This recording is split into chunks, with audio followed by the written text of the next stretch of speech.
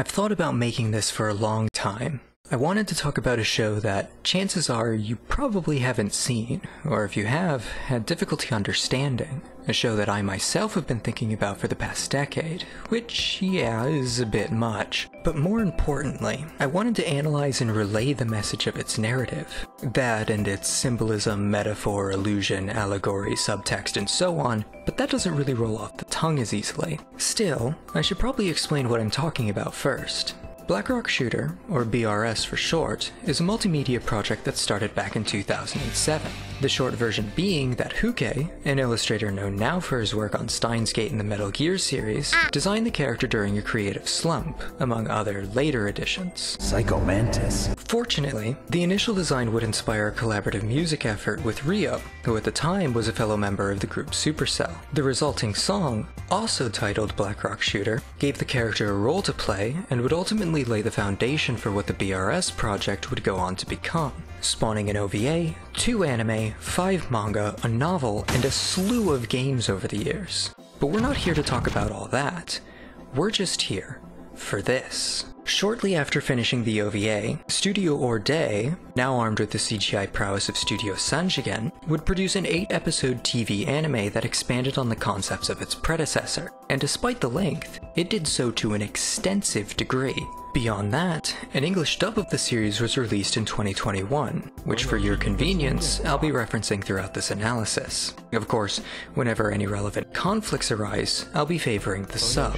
Regardless, the series was written by Meri Okada, and at its core is a psychological character melodrama with action fantasy elements. With that in mind, it's important to note that psychological shows of a similar variety weren't uncommon around this time, especially for those invested in darker deconstructions. I say this because Blackrock Shooter undeservedly fell under the radar for a lot of people in that environment, at least in my experience. And it's a shame that the character itself has been remembered as little more than the edgy Niku Sans Undertale from 2013 Nightcore videos, featuring Dante from the Devil May Cry series. On a more personal note, I wanted to illustrate that despite the mixed reception it's received, the show not only stood out to me back then, but it's held up and stuck with me to this day. And that level of praise begs the question that this very long video aims to answer. Why? We open with a shot of a cloudy sky that gradually reveals our titular character. Now, I know we literally just started, but this shot is noteworthy for a couple reasons. Namely, not only are eyes a striking part of Huke's art style that's been directly integrated into the animation, but they're also a fairly frequent symbol throughout the series, usually representing a metaphorical or literal window to the soul. In turn, eyes are often identifiers for unnamed characters, with Blackrock Shooter herself being referred to as the blue-eyed girl for most of the series. With that in mind, I'm also noting this because we'll see similar shots later in the series, either in a different context or with a newfound significance to the overarching story. Speaking of eyes though, there's a red one in the water below. Following a brief action sequence, we get our title card, and while I'm not going to discuss the CGI or its narrative uses until later, I'll at least note that this show got a Technical Achievement Award for it, and it's not hard to see why. With that said, we're also left with 4 important questions. What is this place? Who or what do the Red Eyes belong to? Why are they attacking Blackrock Shooter? And what does the opening narration mean for the story ahead? Did I not mention that? Above all else, the most significant aspect of this scene is the excerpt that accompanies it, one that originates from a children's book. This story, which we'll later find is titled The Little Bird and Her Million Colors, is the most important motif in the entire series, and its text operates as an allegory for the narrative as a whole, as well as the vehicle for its main themes. Moreover, certain lines and concepts presented in it correspond to other characters, or beyond even that, are shown in parallel with scenes that are symbolic of it. You know, like the one I've been talking about this whole time. Once upon a time, there was a bird in the sky. Beneath her, the sea's hue was the heaven's bright blue. When the sky saw the sea, it thought, it's blue like me, shedding tears of deep blue, which fell to the waves too. And as the sky cried, the little bird learned to fly. What I love most about this though, and about this show, is how The Little Bird and Her Million Colors is presented. we're only given its first 5 lines for its introduction, but as the series progresses, we'll gradually learn more and more about it. In so doing, our understanding of the show's tone, characters, and themes evolve alongside our understanding of the book. And this interdependent approach to motif is how Black Rock Shooter handles a lot of its subtext, by introducing concepts within a meaningful context that reflects the current state of the narrative, and then gradually shifting in tone or meaning as it develops. These are points I'll continue to elaborate on and get more specific with as they become relevant, but for the time being, I just want to emphasize how this show makes use of its symbols and motifs because I find it to be one of the most compelling aspects about it. And now for something completely different. We cut back to a middle school, holding a welcome ceremony for its latest batch of students. Hold on, I know what you're thinking, just bear with me. Among them is our main protagonist, Mato. Simply put, Mato serves as the show's face of innocence, someone who's optimistic and content with her current lifestyle, generally well-liked, but also not close with anyone besides her childhood friend. Now, that might sound like a blank slate for a generic slice-of-life protagonist, but trust me when I say that Mato's mundane nature is an exception to the cast, which, ironically enough, not only makes her stand out, but allows the series to explore much deeper and more interesting aspects of her character. In any case, Mato also tends to daydream and remark about the world around her, particularly when it comes to color, maybe a little too much. Light blue. Come on, let's go! Oh, sorry! Are you alright? This is Yomi, an artistically gifted girl who comes across as shy and reclusive, and albeit for very different reasons, she, like Mato, doesn't have many close friends. Regardless, Yomi is also someone who, as Mato points out, is currently wearing a red bracelet. Bright red. Huh? It's at this point I should mention that color theory is a very important tool when examining Black Rock Shooter. After all, it's a central element of The Little Bird and Her Million Colors, one that also applies to each of our primary characters, as well as their interactions with each other. For example, Mato is associated with the colors blue and black, while Yomi is associated with green. Red, however, is perhaps the most significant because its meaning changes in the same way that The Little Bird and Her Million Colors does, and these changes will be reflected not just in its associated character, but the instances in which it appears outside of them.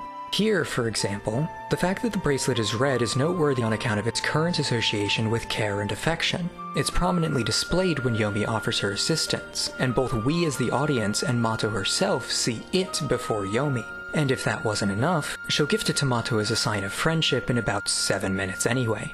Interestingly, red is also green's complement, a trait shared by the colors associated with Mato and her close friend, those being black, blue, white, and orange respectively. Outside of color theory, Yomi states she sewed the bracelet with a chain stitch, which reflects Yomi's own association with chains. They're not hard to make, it's only a chain stitch.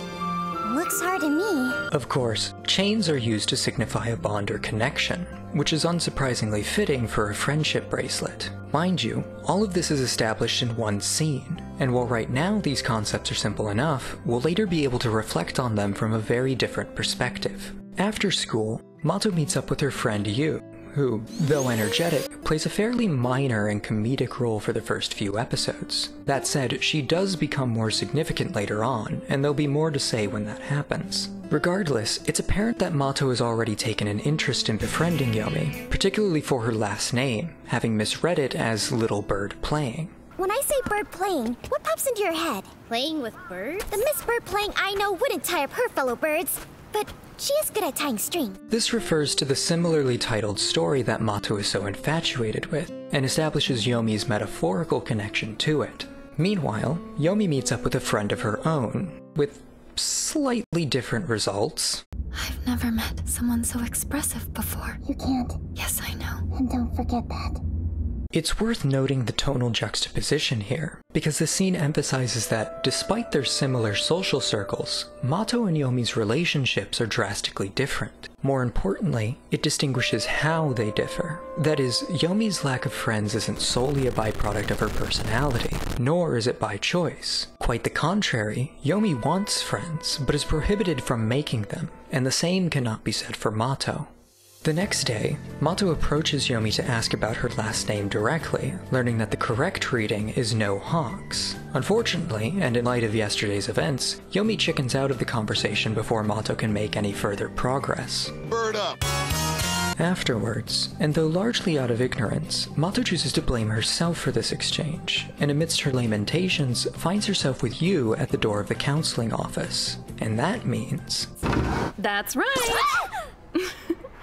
Care for a cuppa? Saya is an outlier to the cast in a few ways. Employed as the school's kind and charismatic guidance counselor, she's presented to us as her character's only shared authority figure, and in effect, their primary outlet for emotional support. That said, Saya's character also experiences the most drastic changes, primarily on account of her rather apparent association with the color red, hence her warm personality and almost maternal profession. She's also a coffee enthusiast, graciously providing it to her students in personalized mugs. These don't typically add anything new to analyze so much as they reinforce pre-existing ideas, but it's no less rewarding to find the connections they make. For example, the mug given to Yomi is emblazoned with a blue bird, representing not just her association with the little bird in her million colors, but her later connection to Mato and the affiliation she has with the story. As far as everyone else is concerned, I'm honestly not sure about Yu's design or its significance. Best I got is a snowdrop lily. Mato's mug, on the other hand, has a blue and purple star design, but we'll talk about that later. In the meantime, Saya opts to praise Mato for her happy demeanor, and although it's an innocent comment, keep it in mind for later. After that, Yomi and Mato cross paths again, and at first, Yomi doesn't notice, or more likely ignores Mato. But something's different this time. Is that the little bird in her million colors? For the first time, Yomi lets down her guard and initiates an exchange with Mato. It's an impulsive act, but it gives us another glimpse into who Yomi could be if not for her friend's demands and her submission to them. Despite having always been receptive to Mato's friendship, she continues to pull herself away from it, with this scene even paralleling her last appearance almost beat for beat. The only difference is that the expressiveness that initially intrigued her is finally able to shine through in a very literal way. And for a moment, Yomi is convinced that befriending Mato is worth the risk, even if the consequences of doing so scare her so much that even Mato finds it off-putting. Doing all right there? Oh yes, I'm fine. As an aside, Yomi revealed earlier that the first edition of The Little Bird in Her Million Colors has a different cover, which Mato doesn't recognize. Point is, although Mato seems to have a deeper personal connection with the book, she isn't necessarily knowledgeable about it. There isn't a scene like this in the book. So does that mean you don't have a first edition copy? I didn't even know there was such a thing. Regardless, Yomi's choice of action here is an important first step for her, both in opening up to others and in standing up for herself. Still, we don't know who Yomi is acting in spite of, and to answer that, allow me to introduce you to Kagari. Hello there. Kagari is the last of our primary characters, as well as Yomi's best friend. Due to a childhood incident that we'll learn about later, she's been restricted to a wheelchair, a state that Yomi blames herself for. Kagari agrees. As a result, Yomi has been tasked with and willingly takes care of her. Beyond that, her colors of association are pink and yellow, although despite appearances, she's usually connected with the former. She's also connected to childish imagery, especially dolls, even going so far in the sub as to refer to herself in the third person. That said, the tone here is less naive optimism and more sundowner. Now, with all the introductions out of the way, I can finally talk about one of the best scenes in the entire series, the macaron scene. Here, Mato sits in the only chair in the room. Kagari and Yomi, meanwhile, sit together on the couch next to her, albeit positioned in such a way that Mato and Yomi are further separated from each other. The third seat of the couch is notably left vacant as well. After a moment of collective silence, Kagari establishes control of the situation and politely offers Mato a macaron. Take this one. Don't mind if I do. Now this one. Sure, thank you. Now this slimy one. Before giving her almost everything else in the box, Kagari enthusiastically determines that Yomi should have the pink macaron and delegates the red one to herself. Mato, on the other hand, is ultimately left with a heap of black, gray, blue, and purple macarons, alongside some stray browns. What I love about this scene, even on a surface level, is that most of this exchange isn't innately antagonistic, it's just presented that way. Nothing about the macarons Mato receives is inherently negative. She states as much after eating the first one. But because Kaguri assigns them a lesser value, she indirectly assigns Mato that same value. For that matter, this entire interaction is founded on Kaguri assigning value to everyone else and controlling who receives what, projecting those perceptions onto them. All the while, Mato just takes it and fakes a smile, while Yomi remains silent, and her only attempt to speak up doesn't even address the problem. Mato, don't worry. You don't have to eat those. Ultimately, they both accept this behavior. In effect, although it's an otherwise innocuous series of events, Kaguri's maneuver here is both childish and emotionally manipulative, reinforcing her controlling nature. And of course, the colors used in this scene are relevant as well. Kaguri's decision to give out pink and red macarons in the way she does isn't happenstance. It accurately reflects the kind of relationship she has with Yomi. While Kaguri receives all the love and affection that comes from being taken care of, Yomi receives nothing in return. Except, in Kaguri's eyes, she is all that Yomi needs, and due to the incident, she's also all that she deserves. It's equally important to note that this is in opposition to the red friendship bracelet, meaning the red macaron can also symbolize Kaguri's perception that she deserves Yomi's friendship more than, or rather than, Mato. As for Mato herself, it's not surprising that most of the macarons she gets are in line with the colors she's already associated with. What is surprising is that one of them is purple. Right now, purple doesn't have any established meaning in the context of the story, and it's not associated with Mato, so why would it show up here of all places? Why alongside Mato's colors, and why do we also see it on her mug? In the business, we call this foreshadowing. In any case, it's telling that Kaguri described these macarons as ugly, and it's equally telling that the only other macarons not given to Mato were green and yellow, each associated with Yomi and Kaguri. That is, anything outside of Kaguri's friendship with Yomi, and therefore everything that defines Mato, is ugly to her, as evidenced in the very literal sense by the following scene.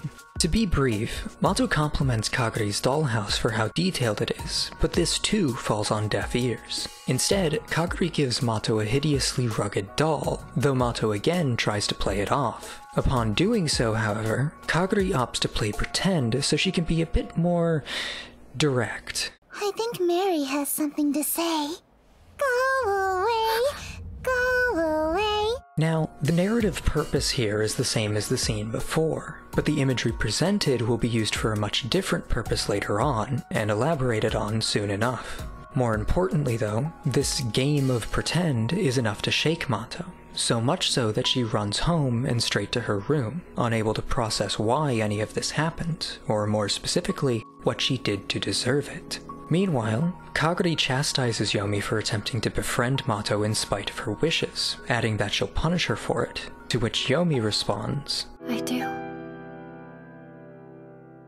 And I deserve it. It's worth noting that both Mato and Yomi have gotten hurt in their first attempts to get close to someone. In turn, there's another juxtaposition here in how they respond to these events. In particular, Mato's confused and insecure reaction is rather telling of her character. But on a different note, I think it's about time we checked in with Blackrock Shooter to see what she has to do with all of this. There's a lot to cover here, so let's just start with what actually happens. We see Blackrock Shooter continue her travels, something initiated in an earlier scene where she got fed up with the Red Eyes watching her. She then notices a strange green trail, and upon following it, finds herself transported to a strange new world. Yet, as colorful as it is, it's also made up of broken doll parts and heaps of other discarded playthings, a rather unsettling composition. And above it all is a floating dollhouse emitting the same green trail that led her here. All the while, a disembodied voice chants "go away" over and over again, until this happens.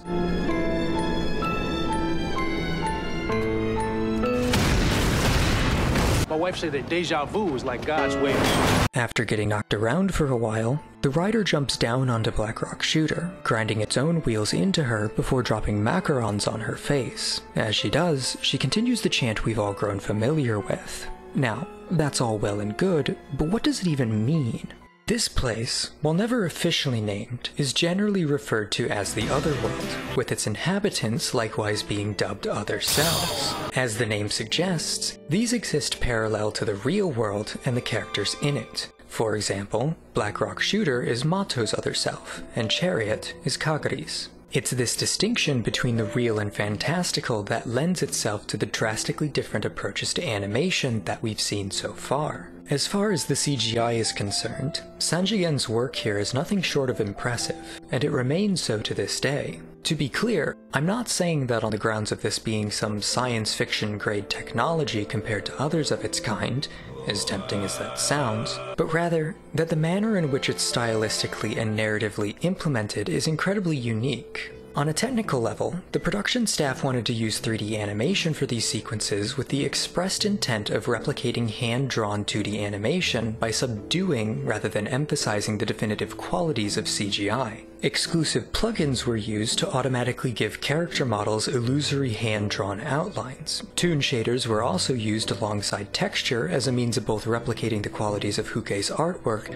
and to reduce the apparent depth of the models themselves. Now, this on its own would normally be pretty sufficient, but Sanjigen took things a step further by manually altering their own models at points to emphasize movement, or even going so far as to remove frames in post to make sure the animation wasn't too smooth.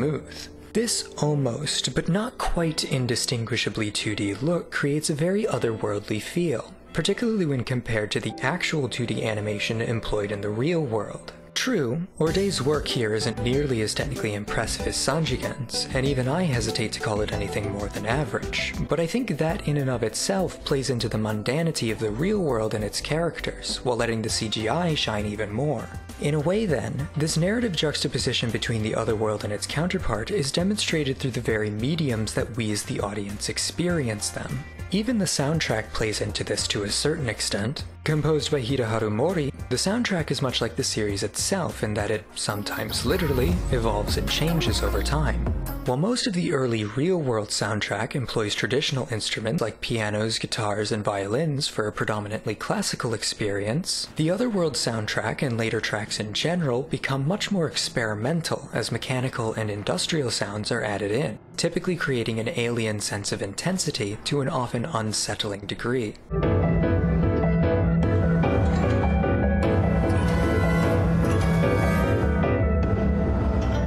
Many of the songs also evolve throughout the series, usually culminating in the Otherworld, if they didn't start there already, where this tactic is universally taken up to 11 for a greater or opposite effect. La Storia, being a musical parallel to The Little Bird and Her Million Colors, is the de facto example of this, and a personal favorite of mine because it so succinctly captures the overarching theme of the series, as well as how its characters perceive that theme.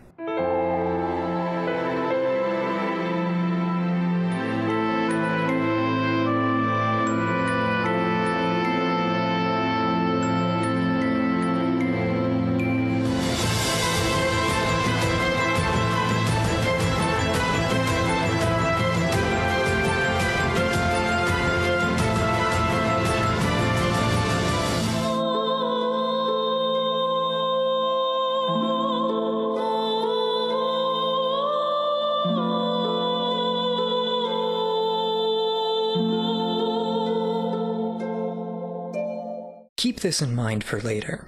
Anyway, where was I? Right, the Other Selves. Now, in-universe, Other Selves, by virtue of their existence, lessen the emotional suffering of their counterparts by literally and physically taking it on themselves. Moreover, the spaces, or more accurately levels, these Other Selves occupy are personally tailored to them, hence the drastic change in environment upon entering Chariot's world. In other words, Other Selves effectively serve as, and thereby are, coping mechanisms, or at least manifestations of them. Now, as I've hopefully made evident through that comparison, everything surrounding the Otherworld, including the rules established about it, is metaphorical in nature. It's important to keep that in mind when trying to understand this show, let alone analyze it. In any case, if that's true, and everything that happens here is intended first and foremost to parallel the struggles and interpersonal conflicts of its real equivalents, one has to wonder, how does this scene accomplish that?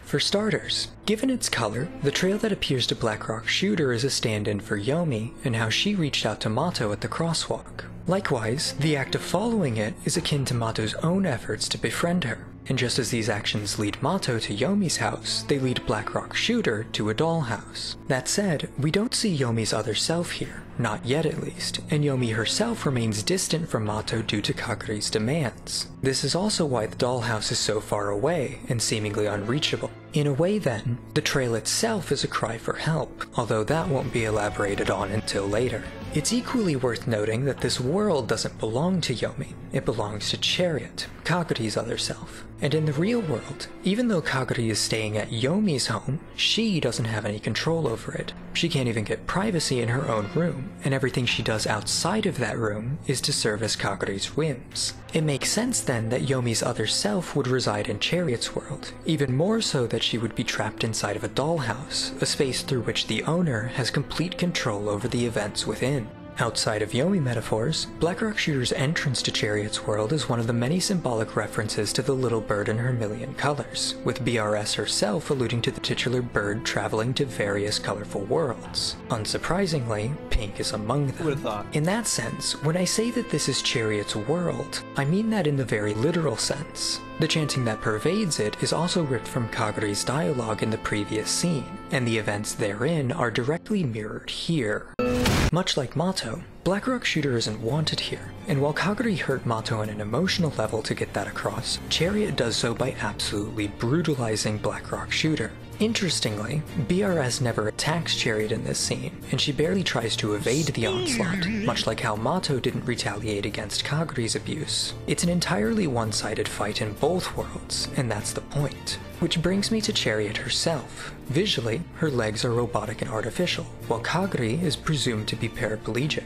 In turn, just as Kaguri relies on her wheelchair, Chariot relies on this spider-like The hell is this? chariot. As an aside, although it's never stated in the show, this vehicle does have a name, Mary, which is the same name as the doll that Kaguri carries around with her. You gotta be kidding me. But there's also the fact that Kaguri's entire character arc is symbolic of the Chariot, one of the major arcana in tarot decks.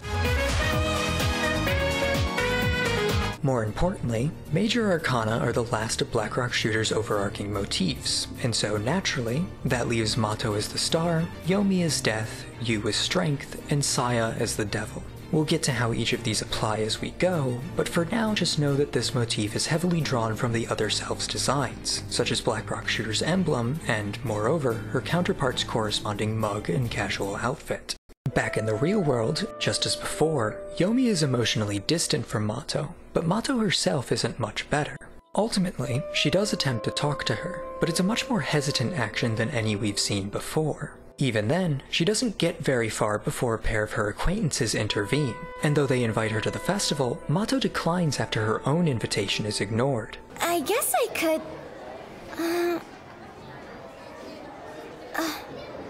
Nah, I'd better head home. Even though these acquaintances are basically background characters, what I like is how they're always framed. We only get one good look at their faces in this scene, and the rest of the time they're either obscured or out of frame, dehumanized. On one hand, this expresses that Mato's attention lies elsewhere, but on the other, I'm inclined to suggest it equally expresses the lack of deep or meaningful connection that Mato has with these people. They're practically strangers to her, and vice versa. Given everything that's happened, Mato returns to the counseling office for Saya's advice. We're introduced to Arata here, a minor character and the captain of the school's basketball team. Who would have guessed? For now though, she's got a schoolgirl's crush she'd rather keep secret. I was never here. This will be relevant later. Back to Mato though, it's here that we get a glimpse into some of the deeper parts of her character, as Saya puts forth the following question. I thought to myself, that girl might have the most beautiful eyes in the world. They're eyes that have never shown hatred for anyone, but they haven't seen a lot of hatred either, have they? I guess not. Earlier, I described Mato as being generally well liked but lacking in personal connections, and what I love about this characterization is it's not an unintentional byproduct of her personality, it's a conscious decision. Mato is terrified of being hurt, so she maintains a positive but invulnerable outlook in order to avoid conflict. As a result, Mato keeps acquaintances rather than friends because it's easier and safer than getting close to someone. And she's not wrong. When Mato finally does take the risk of opening up to someone, she gets hurt, and it's a foreign experience that she doesn't know how to deal with or move on from. In turn, Mato's innocent and peppy attitude isn't a heroic trait, it's a character flaw. And in light of this, it's telling that Mato's resolve is only rejuvenated once Saya suggests that Mato won't be hurt in her pursuits. It might hurt, but the one in real pain won't be me. What? Even more interestingly, Saya offers this advice under the guise of an imaginary friend, and considering the distinction she makes between physical and emotional pain while doing so, it's pretty clear that there's more going on here. Speaking of, the episode ends in the other world, where we see the battle continue, but now Blackrock Shooter is fighting back. In much the same way, Kaguri's attempts to scare off Mato have failed, and thanks to Saya's advice, they've only made her more determined to befriend Yomi. While not directly confrontational, inviting Yomi to the festival does inadvertently take her away from Kaguri, and thereby indirectly hurts her. In much the same way, Blackrock Shooter only manages to damage Mary rather than Chariot herself. However,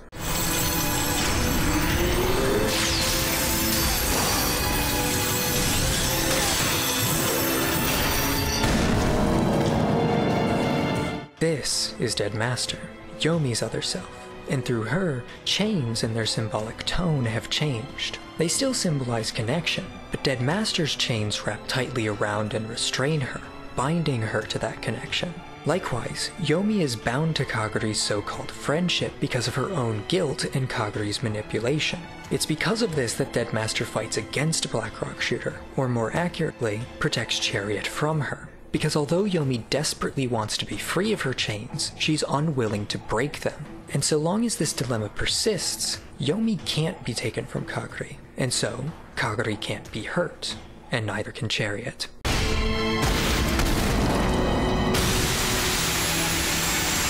as the sky cried, the little bird learned to fly. The next episode begins with Mato preparing for the festival, once again reassuring herself that there's no risk. I won't get hurt. I'm sure of it. She's still scared, but for the time being at least, her desire is greater. On that note, we cut back to the other world, where Chariot is separated from the other combatants due to Dead Master's interference. Similarly, Kaguri is not a direct or major player in the events of the festival, but Yomi's willingness to attend is, and so the conflict has momentarily shifted accordingly. At the shrine, Mato is greeted by her acquaintances again. They exchange pleasantries, but once Mato mentions Yomi, the conversation comes to an awkward halt, and they ultimately leave her behind. There are several ways to interpret this scene, both in isolation and in light of later events, but for the purposes of this video, we'll just stick with the most impactful. Yomi is kind of cringe. I'm, meeting up with Yomi. Huh? Oh, okay. As far as Mato is concerned though, we get a sort of montage of her day at the festival. All the attendees enjoy themselves with various activities, but Mato remains outside the shrine, and Yomi never arrives. All the while, she takes note of the colors in the sky as they and her mood shift from blue to purple. And here again we see purple being presented in relation to Mato, albeit to a lesser degree. In any case, the most Mato gets for her troubles is a texted apology from Yomi, a repeat of when she first met Kaguri. Distraught and dejected, Mato leaves, trying to take comfort in Saya's advice, but after today, she doesn't believe it. As an aside, it's interesting to point out how Mato's loneliness is emphasized here, not just walking home by herself, but being completely alone on the path that she's heading. There's another layer of intrigue as well in that Mato is hurting not just emotionally, but physically too. Of course, being on your feet all day doesn't exactly equate to, say, getting impaled, but it does go against what Saya told her nonetheless. The person who's really hurting won't be you. So she lied. She must have. Because this hurts so much. Meanwhile, Kaguri is enjoying herself with a nature documentary about carnivorous ants. Yomi, on the other hand, is upset that she couldn't contact Mato, but Kaguri dismisses this because she did allow her to send a text. The reason why differs between the sub and dub, but in the former, Kaguri suggests that Mato probably wasn't waiting for her anyway, implying that she's the better friend because, unlike Mato, Kaguri actually understands and cares about her. It's a pretty textbook abuse tactic that, in retrospect, not only says quite a bit about Kaguri's character, but has lasting implications on Yomi's. In any case, there's no response, and so Kaguri commands Yomi take a pink macaron. Again. Unfortunately, although she seems to oblige at first, much to Kaguri's delight, that moment doesn't last. Incredible shearing power. Please let me go.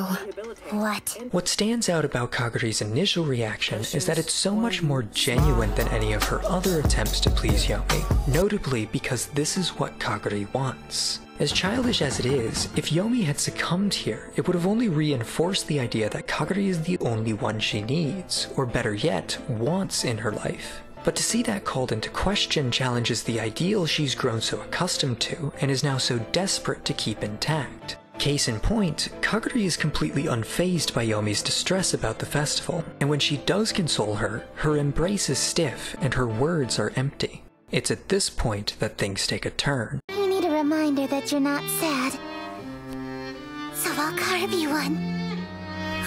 We never see what Kaguri does here, only the aftermath. And even then, it's only shown literally after it's represented in the other world. The imagery alone says more than enough, but being left with nothing but your imagination to fill this gap only strengthens that fact. The scene itself is also our first instance of true melodrama, an aspect of this show that's understandably turned some people away from it. And while I don't blame them, I also find that there's a lot to appreciate in what these scenes stand for.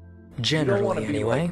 And that's not discounting the vocal performances that accompany them either. Still, it's easy to dismiss this as edgy shock material, and in some ways it is, but in others, it's a twisted take on Yomi's bracelets, these physical reminders of happiness and connection that are now inflicted on her as a part of Kaguri's abuse. And with that, the color of those bracelets, red, is set to start a long tonal shift that will gradually take effect throughout the rest of the series. Meanwhile, in the other world, Blackrock Shooter and Deadmaster's confrontation continues, more evenly matched than before. However, BRS hesitates upon noticing what Kaguri's done, allowing Deadmaster to be carried away by a swarm of Marion ants? Whatever the case, it's very reminiscent of the scene from Kaguri's documentary. Similarly, both Mato and Yomi have been hurt by the events of the festival, and in some fashion, that stems from Kaguri keeping Yomi to herself. Likewise, Yomi's voice can be heard crying for help, ultimately waking Mato from her dream. Help me!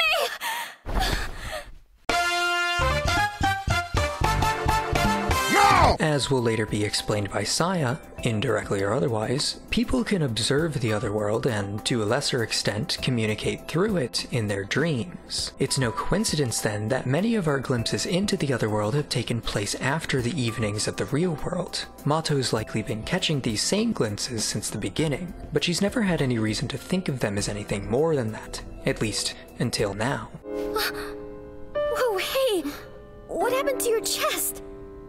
Now, this scene differs drastically between the sub and dub, being much more aggressive in the latter. That aside, Yomi reflexively shifts the topic away from her injury, confused at how Mato can prioritize Yomi's well-being over her own presumed anger. Regrettably, this reasoning shouldn't be surprising considering everything Kaguri's done, but Mato, crucially, isn't aware of that. With that in mind, Mato admits she's upset, but it's only when Yomi pushes Mato away that the conversation escalates. I'm sorry. I told you to stay away, but you wouldn't listen to me. Well, I'm listening now, and I see you for what you are. The rest hinges on wordplay, with Mato explaining she thought of Yomi as someone she could go and experience the world with, someone free like Yomi's namesake from the book. But Yomi isn't free, she's caged, and Mato considers this wrong, believing her instead to be a coward who's unwilling to go anywhere or experience anything outside of her own isolation. だって、高梨さんはどこにも行けない。本当はいろんな世界に行けるはずなのに。そんなのおかしい。絶対おかしい。Admittedly, I've always found this scene to be a bit odd, what with Mato suddenly chastising Yomi with puns and all, and even knowing some later developments, it still rubs me the wrong way. Still, what's worth noting in spite of that is that while her assessment isn't wrong, Mato is just as guilty of cowardice, literally running away from confrontation and seeking out Saya for shelter. An irony that's doubly apparent in light of the fact that both characters are connected to the little bird in her million colors. It's here that Saya establishes the connection between dreams and the other world, cluing Mato in on what's really going on and convincing her to fearfully return to Yomi's house, much to her pleasant surprise. Of course, we can't forget about the elephant in the room. Where are you going? Kaguri isn't willing to let Yomi leave her behind, going so far as to equate her departure with abandonment. She attempts to dissuade Yomi from leaving, but she's almost begging her at first, choosing to speak through Mary like she did with Mato. Her tactics are still adjacent to what we've seen before, but there's a deeper focus on sympathy and victimhood, the significance being that while Kaguri's statements are still manipulative, they're now rooted in genuine concern. Why and to what extent remains unanswered for now, but bear with me for a moment. Of course, Kaguri being Kaguri ups the ante, threatening to send herself tumbling down a flight of stairs to what she claims could be her own death. Also, Yomi will be too guilt-ridden to forgive herself. And unfortunately, as Kaguri rises from her wheelchair, it's made clear that she isn't bluffing. Please stop! No! Please say something, Yomi! It's you. At the hospital, Yomi's mother explains that Kaguri's stunt only sprained her wrist. Even so, Kaguri has insisted she stay the night, alongside Yomi. And at Mato's behest, we get this bombshell. My husband was transferred to a position overseas, so our family had to move away. Yomi! Was that Kaguri? Please come back, Yomi! Don't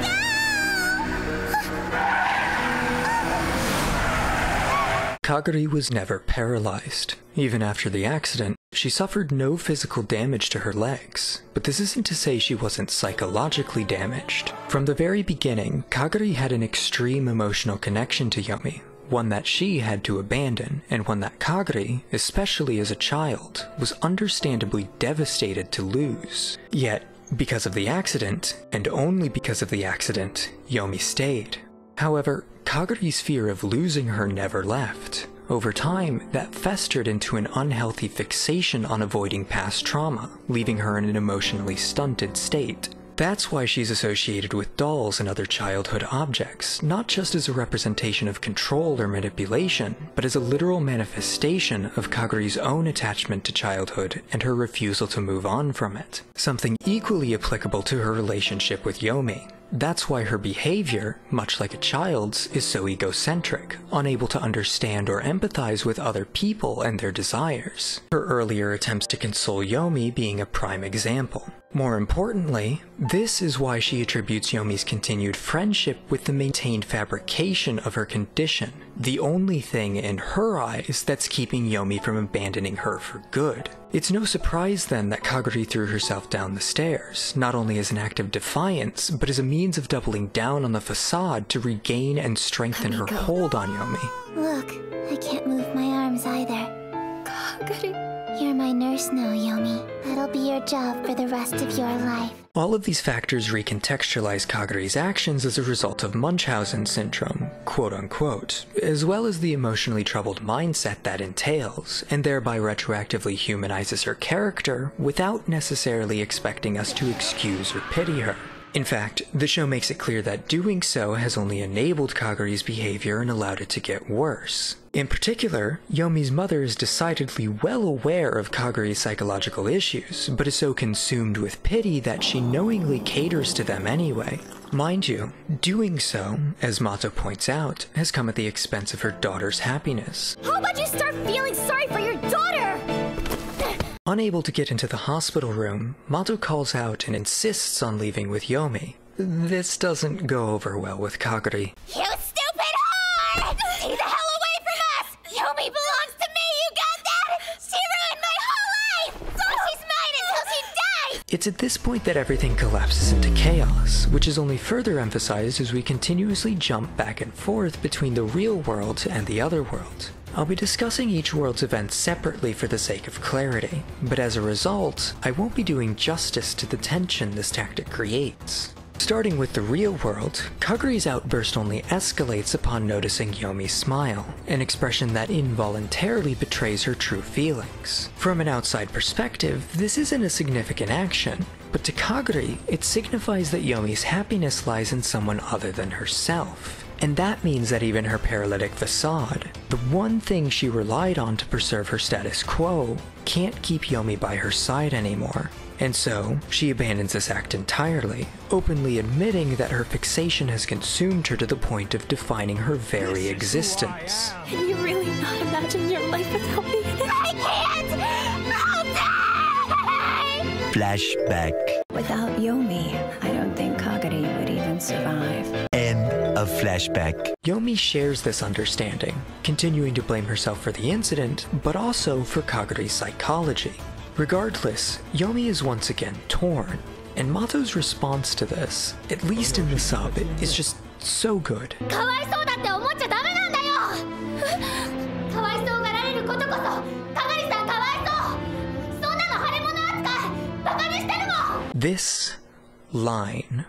Mato's argument isn't a matter of whether people care about Kaguri or not, but how they care about her. And the eloquence of this point can't be understated. Fears and concerns about Kaguri's condition and psychology have left her sheltered and coddled. The only way for her to quite literally grow up beyond these circumstances is not to continue caring about what can make her feel better now, but to care about what can make her be better later. In other words, Kaguri is only able to control others because of how they perceive her. Even Mato is no exception. But ironically, for all the control she has, people treat her no better than a fragile and pitiful doll. Helpless.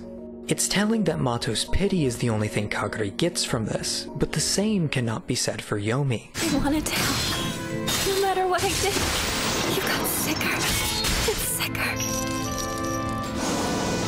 Over time, I got so scared of how much worse you could get. I shut down and did everything you asked me to, even when it hurt me.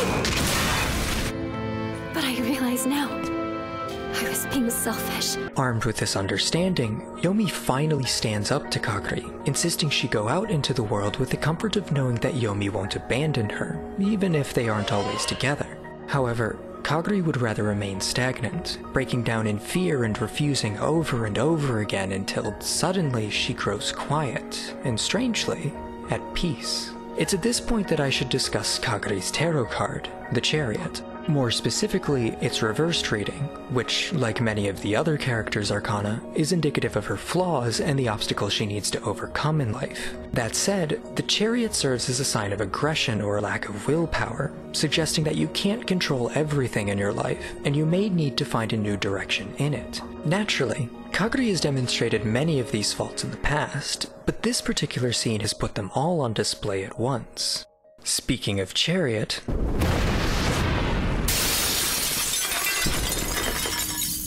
having finally reached the dollhouse, Blackrock Shooter is greeted by a grossly deformed doll, matching the one Kaguri gave Mato before. Given the role this doll served in facilitating and justifying Mato's fear of being hurt, its presence in the other world operates as a manifestation of that fear, specifically as it applies to Kaguri.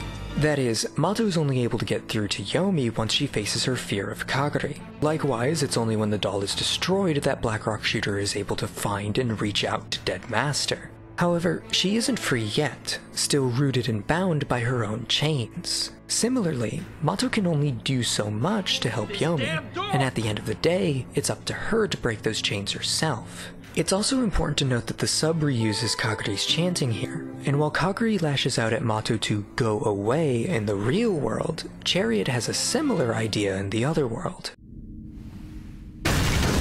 As the battle shifts back to BRS and Chariot, Dead Master remains in the dollhouse, holding a hand over her heart, carved or otherwise. Simultaneously, the ongoing conflict between Mato and Kaguri depends on Yomi, torn between her desire to befriend one and her obligation to the other. Yet, as Kaguri breaks down and drops her facade in the real world, Blackrock Shooter manages to completely destroy Mary. However, much like Kaguri in her wheelchair, Chariot never truly relied on Mary.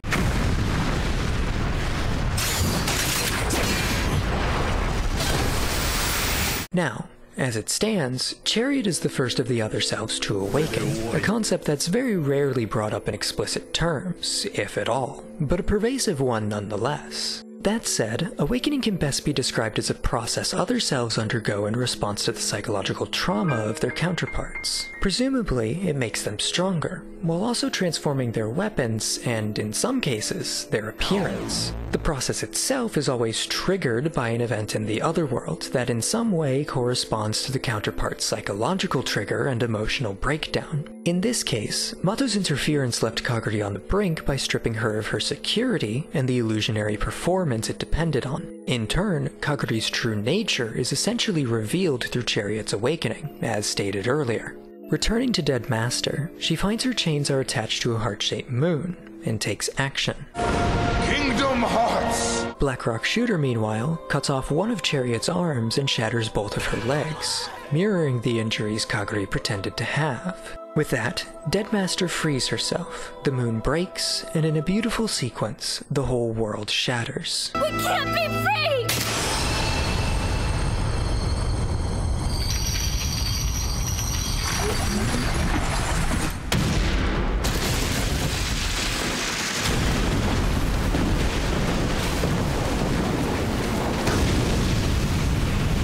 Now, given the sheer impact of this scene, the moon can be interpreted in a number of ways, some of which we'll get to, but the most immediate reading is that it represents Kaguri's heart. The moon is a cold, lifeless husk of what it stands for, and though the chains surrounding it have restrained Dead Master, the moon itself has been restrained in the process. Likewise, Kaguri's fixation on Yomi has ultimately created a very similar scenario.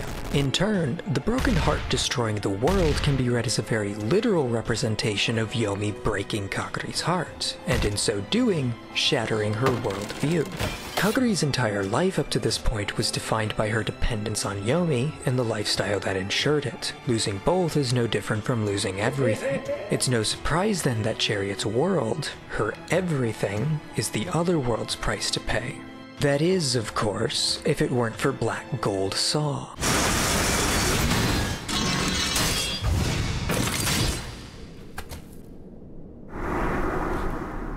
This is Saya's other self, as well as the source of the red eyes we've been seeing throughout the other world. Typically, her presence is restricted to observing and watching over the other selves, just as Saya, by virtue of being a guidance counselor, does the same for her students. Likewise, both of them have a vested interest in those respective parties. What that interest is, though, and why BGS intervenes remains uncertain. Either way, she doesn't stick around long, but she does send Dead Master deeper into the other world, more specifically, a green world, her world.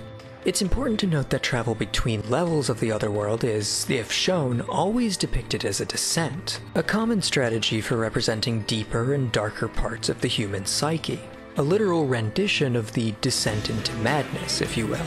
This plays into the Little Bird and her million colors, too, specifically the opposing concepts of sky and sea that are mentioned throughout. Notably, Blackrock Shooter first appeared in a sky-themed world, and has only gone down ever since. Anyway, amidst all this chaos, Blackrock Shooter's fight comes to an end, killing Chariot outright after a failed plunging attack does her in. It's time to die! With her death, Chariot's world resumes its destruction, right as Kaguri cries out one final time before a sudden yet peaceful silence takes hold of her. However, what we still don't know, and the question that this oddity presents, is what exactly happens to someone when their other self dies.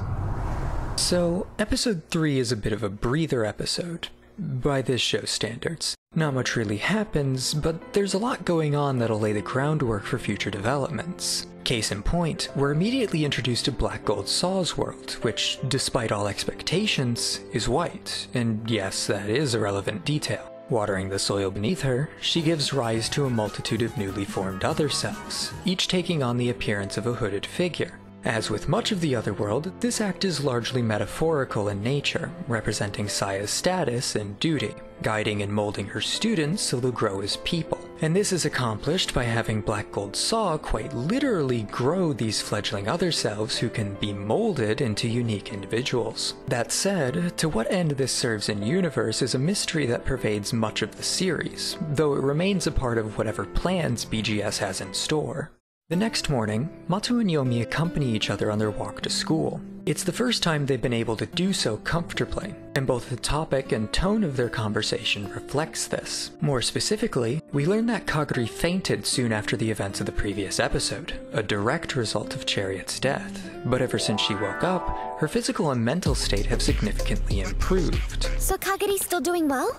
Yes, she's resting up at home for now, but it seems like she's doing much better. This, conversely, is a byproduct of Chariot's death, and as we'll see later, that's a very important distinction. Of course, Kaguri's misdeeds are forgiven, since this is ultimately what both Mato and Yomi wanted, to have or maintain a friendship that's free of conflict. Still, future plot points aside, I won't deny that Kaguri's abusive behavior is very quickly dealt with, regardless of the reasons why. That said, this isn't the last we'll hear of Kaguri either. Yu intercepts the pair, reminding Mato about practice. Club activities start coming into play at this point, with Mato and Yu being on the school's basketball team, while Yomi takes part in the art club. More immediately though, this is where Yu starts to take on a larger role. That said, in many ways she's a hyperactive and even more optimistic version of Mato, not surprising given how long they've known each other. However, there's a general air of mystery about her, particularly given her association with Saya. In any case, Mato obliges and runs off with Yu, albeit only after asking if Yomi wants to join them. Can you run with us, Yomi? You two go ahead. I'll just slow you down. Still, Yomi is sullen about this whole interaction, even more so when she has to watch them go, so I think now's a good time to talk about Yomi's tarot, death. Reversed, it represents a chapter of your life coming to an end, and more specifically, an uncertainty about or inability to accept the changes that transition brings. In much the same way, Yomi is broken free from the chains of Kaguri's abuse, signified in part by her newfound willingness to change. I'm not like you! I can't just change! I can't believe how much she's changed. On the other hand, while Yomi has a new future to look forward to, it's not necessarily the one she expected. I'll elaborate on how and why that is exactly as we go along, but it's ultimately what makes Yomi's arc one of, if not the best in the series. But I'm getting ahead of myself. Back to basketball.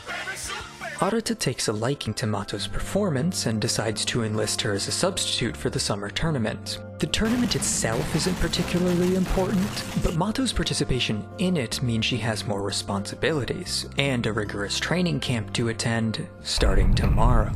Well, she's dead. Yeah, rip. After practice, Yu congratulates Mato's recent accomplishments, on the team and in her personal life, but her cartoonishly zealous response is undermined by Arata's strict and tomboyish reputation. Of course, it's not entirely accurate, but it's how others perceive her, including Mato, who's actually intimidated by her because of it. On that note, Arata's character arc is one of the primary subjects of this episode, and we're about to see Jamie, why. pull that video up. I get all nervous every time I hear that creepy, ominous squeaking of her. Shoes! Having finally worked up the courage, Arata hands a love letter to Taku, the boy she had a crush on back in episode 1. It's a small detail to point out, but I love the informally cute aesthetic of the letter. I know that sounds odd, but these visuals are completely antithetical to how other people see Arata, and it shows that there's more to her than what that perception would suggest. Moreover, the decorative charm of it all lends a degree of wholesome innocence to the exchange, a reminder that these characters are still kids. It's not the only thing in the scene to do that, of course, but it's by far the most definitive. In any case, we don't get a chance to see what happens next, since Mato and Yu get caught soon after. Later that night, Mato revisits her copy of The Little Bird in Her Million Colors. She actually ends up reading most of the story right here, which gives us all this to think about. As the sky cried, the bird learned to fly. The bird soared and twirled through a million worlds, through the orange of cheer, the pink of flushed cheeks, and the blue of tears. In each world she would seek, she'd gain colorful streaks, and her rainbow of feathers all shimmered and swirled. But she wanted more colors. So, she searched far and wide. She found so many hues. They all blurred and diffused. Until...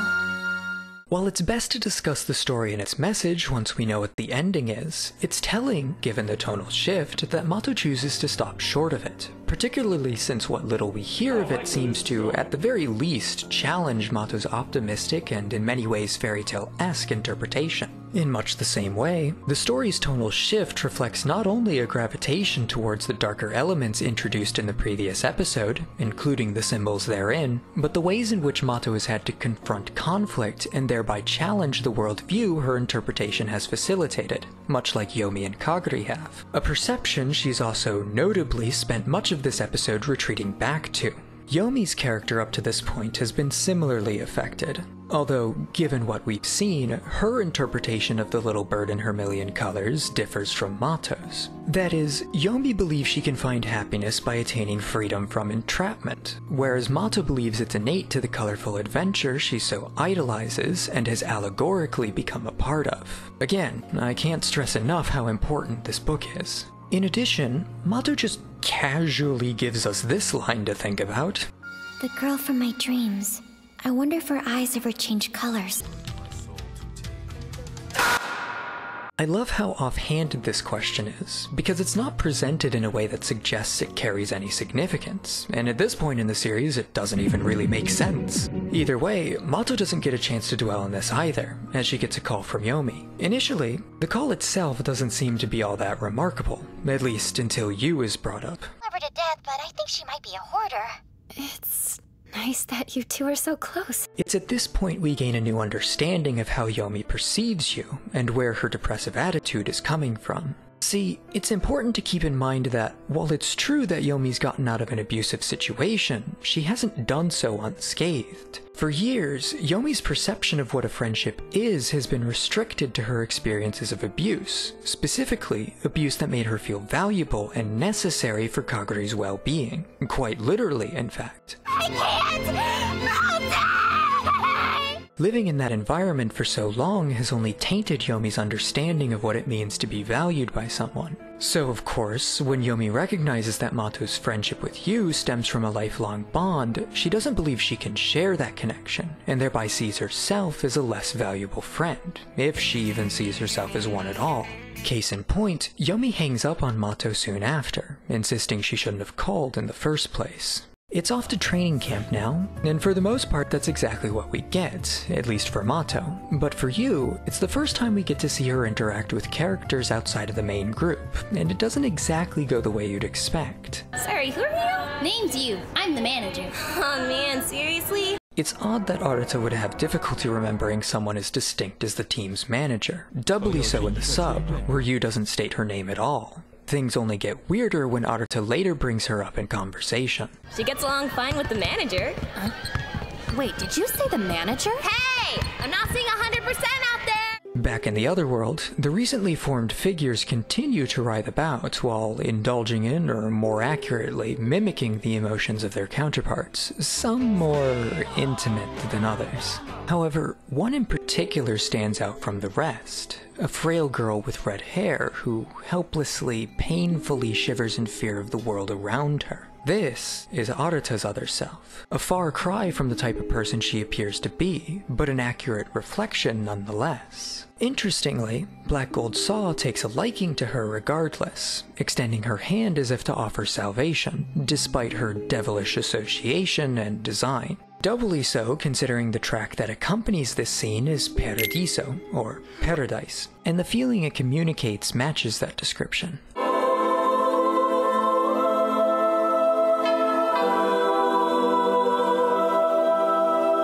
However, things are cut short when the world begins to crumble, crushing many of the other selves in the process, and despite their warning.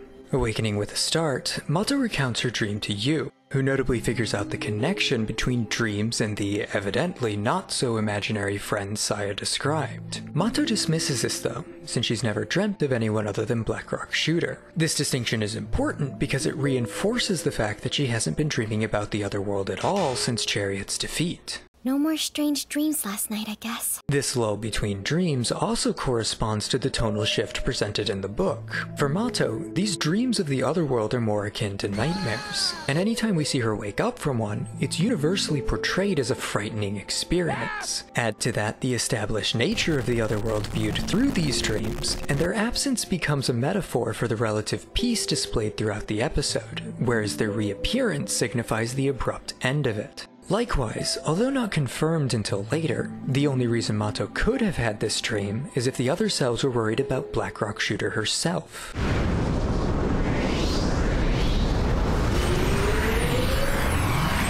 During Mato's absence, Yomi has once again secluded herself from others. The only thing she can focus on is making another friendship bracelet. It's a blue one this time, but no less meant for Mato, at least until she messes up the stitching. Clearly, Yomi misses Mato, but that's not an emotion she's accustomed to in light of the time she spent with Kagari, nor is it one helped by her current lack of self-worth. It's because of this that Yomi tries to make a new bracelet for Mato, not just to redundantly prove that their friendship exists, but to reforge the connection that entails and physically evidence Yomi's value in it. After all, it's a friendship that Yomi already fears is destined to fall apart, and that leads her, intentionally or not, to the counseling office. Hi there. Sorry, wrong hallway. It should come as no surprise that Yomi runs away here, but Saya's reaction is uncharacteristic. Meanwhile, Mato and the rest of the team shop for gifts at a souvenir shop, paralleling Yomi's own efforts to make a gift for Mato. Unsurprisingly, Aruto decides to buy something for Taku, whereas Yu makes the interesting decision of buying a charm, not for a friend or family member, but for Saya. Mato, on the other hand... No, wait, I'll do you one better. Look, if you warm her up, you can see her boobs. Back at the counseling office, Saya looks into the student registry, only to find 2 entries specially marked. It's at this point that the color red's change in meaning really begins to take effect, and given Saya's association, it's fitting that the portrayal of her character has drastically changed throughout these past few scenes. With that in mind, Saya's immediate, if not anticipated fascination with Mato has always been rooted in the connection between her personality and Blackrock Shooter. Concerningly, what Saya plans to do about that connection, Mato's or otherwise, remains unclear. On a brighter note, Mato has returned from her trip with a gift for Yomi. It's a sentimental reminder that reinvigorates her, at least until the conversation naturally gravitates towards Yu again. But this time, Mato takes notice of her dejected attitude, and while she doesn't press the issue too much, to the surprise of no one, she does encourage her to talk about her problems, and in a momentary whisper, she does. We are friends. Even though I can never be your best friend? As simple as this line is, it explicitly demonstrates much of what I've alluded to about Yomi's character. The tone, on the other hand, shows that Yomi doesn't resent Yu, just the inescapable reality surrounding her. It's a defeatist position, but there's nothing she can do to be anything more than one of Mato's friends, and that's something she's struggling to accept in a positive light. Sure enough, Yomi changes the subject, instead presenting her own gift. Soon after, the pair are greeted to a crowd gathered by the front board, where they also find Yu. She denies the pair an explanation, but one isn't really necessary. So what are you looky-loos gawking at today? Is something good on the board? Whether it comes from the act or the imagery, there was a charm to Aruta's confession. But now, the purity it stands for has been tainted, twisted into the subject of public mockery, and knowing what once was only makes the sight more heartbreaking. All the while, Aruto is blissfully unaware of what's going on until it's too late. Worse, Taku's bullies add insult to injury, claiming she isn't the type who even should be writing love letters. Make of that what you will. In any case, Aruto is clearly distraught by this, but only for a moment.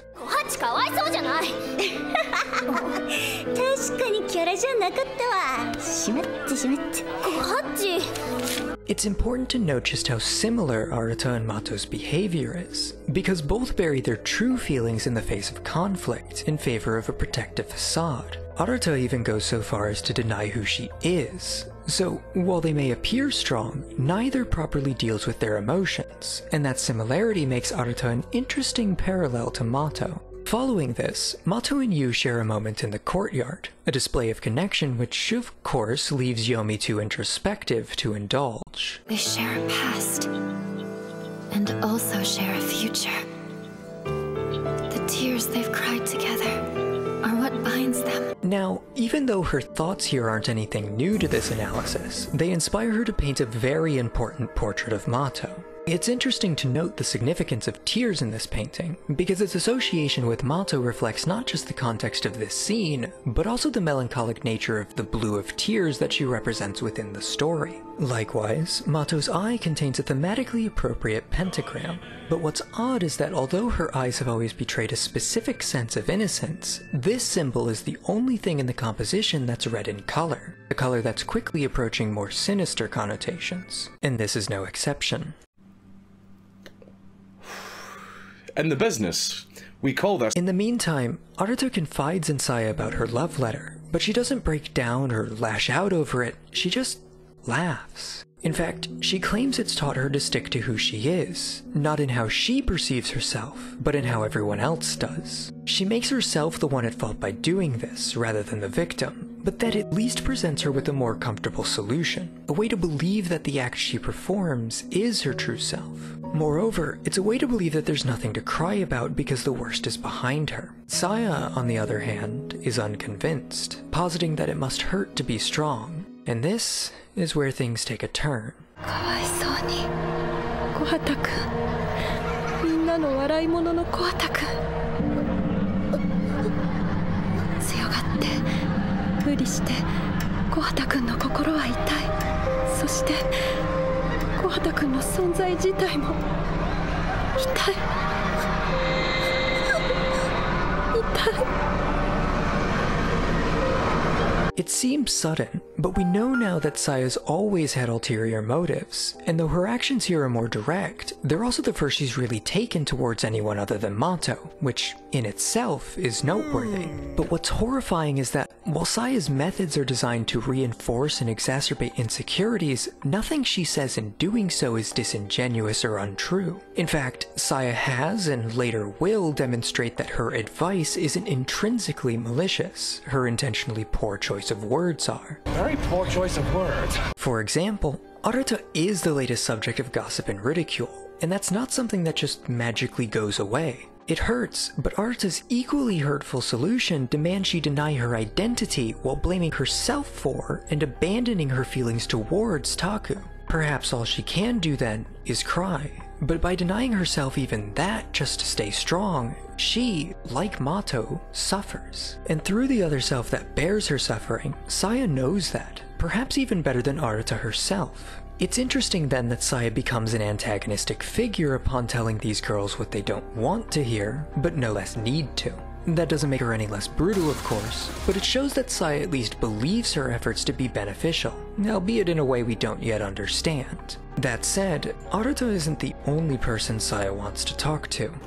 Hey, Yomi! Coffee? It's a fresh pot. Elsewhere, Blackrock Shooter's massacre has left a mountain of bodies in her wake, but one still shivering other self remains. Yet, rather than striking her down like the others, BRS extends her hand in salvation. It's very similar imagery to that of Black Gold Saw's favoritism, but the tone it carries differs drastically. Most notably, the music accompanying this scene is titled The Lost Memory. Unlike Paradiso, it's menacing, dark, and more ambient in nature.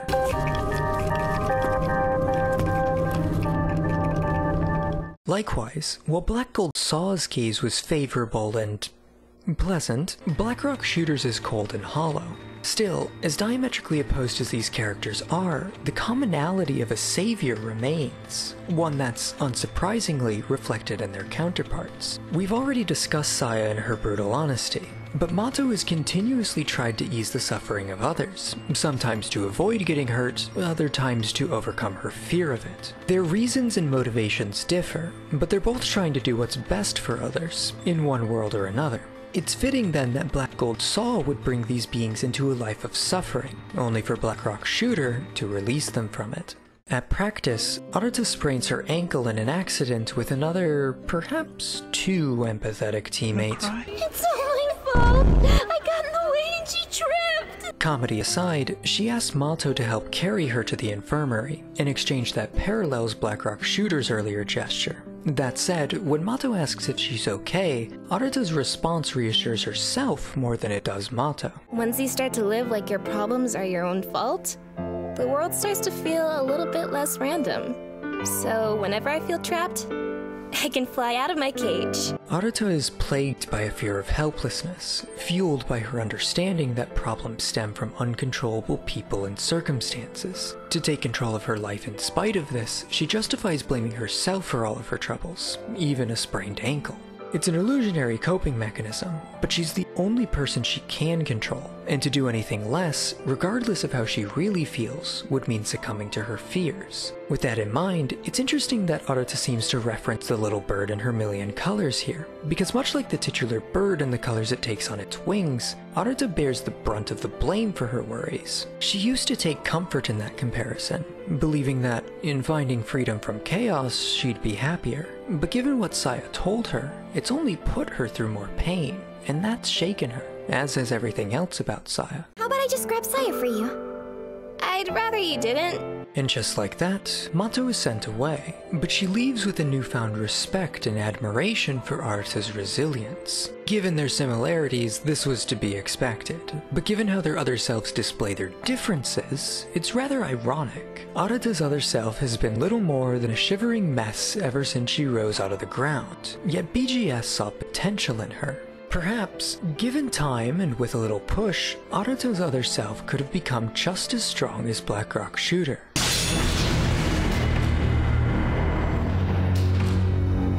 It's just a shame she had to be saved. The fallout from this is immediate. Saya can't help but cry upon sensing the girl's death, and while that halts her efforts with Yomi, it also suggests she's even more in tune with the other world than we thought. Meanwhile, Mato goes to check on Aruta, only to be greeted by an all too familiar sight. Much like Episode 3, Episode 4 kicks off in the other world. Even the location is similar, but this place doesn't seem to belong to anyone, and its only notable feature is the abyss that lies at its center. On one hand, the abyss reinforces ideas of psychological descent, but it serves another purpose as well. A grave. This is Strength, who process of elimination dictates his use other self. As for why she's throwing dead bodies off a cliff, we cut back to a gloomy day in the real world. It's decidedly depressing, if not outright foreboding, but as weather often does, it sets the tone for the series to come. On a brighter note, Kaguri's officially back, and perhaps the most striking change is her eyes, which prior to Chariot's death always lacked highlights. At the time, it made her come across as eerie and doll-like, but now that her eyes are so full of life, they showcase just how much of a recovery she's made, at least physically. In any case, Kaguri is forced to introduce herself. Instead, she takes shelter behind Yomi, less because of a continued dependence on her, and more because of an open hostility towards everyone else. Case in point, while Yomi insists Kaguri is just shy, I assure you she's just as abrasive as ever. You're all trash. Holy crap, I'm in love! What's interesting about this scene is that, despite appearances, it doesn't seem like Kaguri's personality has really changed much. True, the abusive qualities she once held are gone, or at least less extreme, but she remains characteristically brash and rude towards others, openly insulting her classmates for the slightest inconvenience. Yet, due to her beauty, and more importantly, her passive-aggressive tone, her classmates wrongly believe she's just a sharp-tongued queen bee, with many of them enabling that behavior in their attempts to befriend her. In much the same way, Kaguri's more extreme vices were enabled under similarly false pretenses, and that observation calls into question how much she's actually learned from her experience. And the business. Elsewhere, Mato and Yomi reflect on Kaguri's recovery. Both are happy to see her doing better, and Mato wholly attributes the success to Yomi. Of course, she's happy to hear this, but it comes at the cost of fueling her need to be depended on. Likewise, it further justifies her value to Kaguri. Regardless, Yu cuts things short, as has become custom. And as it happens, Kaguri isn't the only person who's made a comeback. Arata's here too. Knowing this, Mato takes off to check on her, and once again leaves Yomi behind. She offers little protest though, and feeling more like a third wheel, remarks instead on how weak her relationship with Mato is. I suppose I should get used to it, watching those two walk away. As for Arata, she, much like Kaguri, hasn't changed much either. In fact, she practically opens with self-deprecation, claiming only a wimp would pass out from such a minor injury. In any case, Arata ignores the concerns of her teammates, including everyone's favorite empath, but relents that she won't be able to participate in the tournament. As a result, Mato gets another promotion, along with a lot more training to do, and a lot less time to spend with Yomi. Yu, on the other hand, tries to get Arata's attention, but unlike their previous interaction, Arata doesn't just have trouble recognizing Yu, she outright doesn't acknowledge her. Meanwhile, Kaguri decides to sign up for the cooking club, taking another step towards independence, but another away from Yomi. Hearing this, Yomi is confused, worried that Kaguri will be alone without her, but unfortunately, that's not the case. She won't be alone. We're in it too.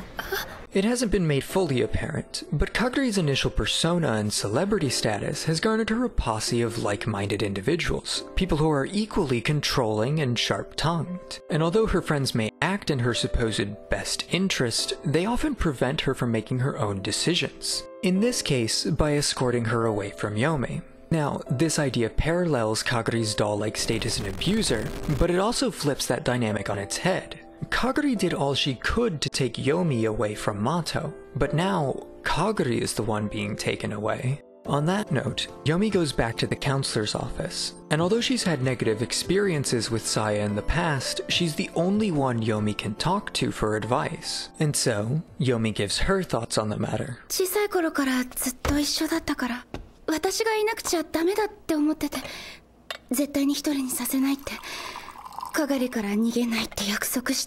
Ultimately, Yomi has grown accustomed to thinking Kaguri will always need her, almost viewing their bond as a certainty in life, much like how she spoke of Mato and Yu. It's only natural then that Yomi would feel confused watching a longtime friend drift away, particularly in light of their recent progress. However, concerningly, she no less yearns for the way things used to be, ignoring the pain it caused her in hopes of regaining the sense of value that, by no fault of her own, she now feels lost without. This idea also corresponds to the difficulties described by the Death Arcana, with Yomi continuing to struggle in her attempts to adapt to life's changes. Unfortunately, Saya has this to say in response. After all, nobody needs you in their life. Oh, I'm sorry, honey. My mouth's full of marbles. I just meant you shouldn't feel so responsible for others. As established, while Saya's advice is phrased to her students' detriment, the message she aims to communicate is for their own good, something Saya spells out pretty clearly in this exchange. Ultimately, Yomi isn't self-reliant. Her self-esteem is entirely dependent on how others perceive her, and worse than that, her baseline is skewed towards her relationship with Kaguri. In turn, Yomi can't value herself if she isn't valued by others, and no matter how much people may and do care about her, no one will ever need her to the same extent that Kaguri did. This should be a good thing, and Saya's point is that while no one needs her, she shouldn't feel like anyone has to. Yet, instead of embracing a healthy amount of self-love, Yomi burdens herself with the insecurities of a toxic obsession.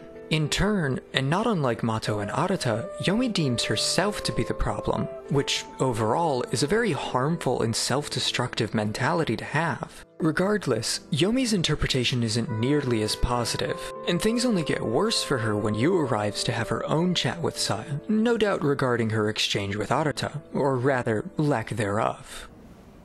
I see.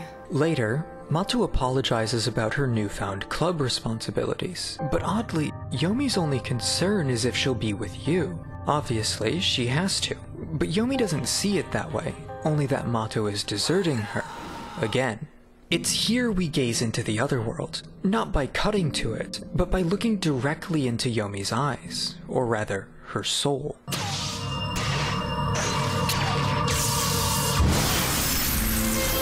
Dead Master's world is a far cry from its predecessors, a green wasteland riddled with ruins, relics of the past. In much the same way, Yomi considers time and a shared history to be important parts of a strong friendship.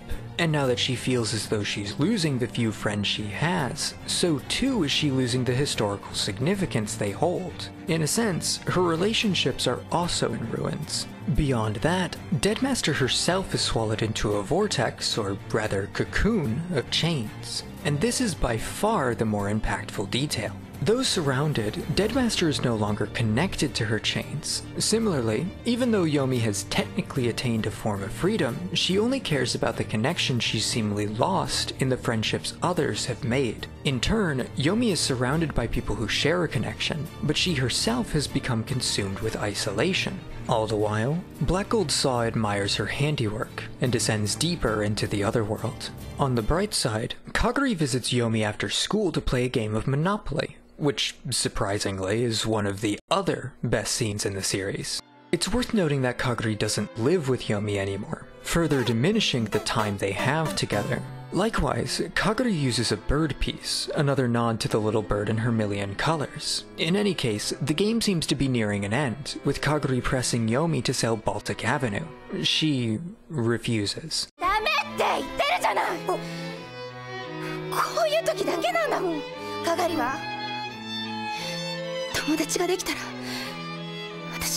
It's rare for Yomi to be openly forthright with her feelings, but more so, it presents the game itself as a metaphor. Yomi refuses to let the game end because it's the only time she has with Kagari, the only remnant of the friendship they used to have. If she lets go of that, she'll be letting go of that chapter in her life, leaving her completely alone. In short, rather than moving on, Yomi would rather trap herself. No, return to this endless cycle, just to be with someone. I just saved your ass with Monopoly!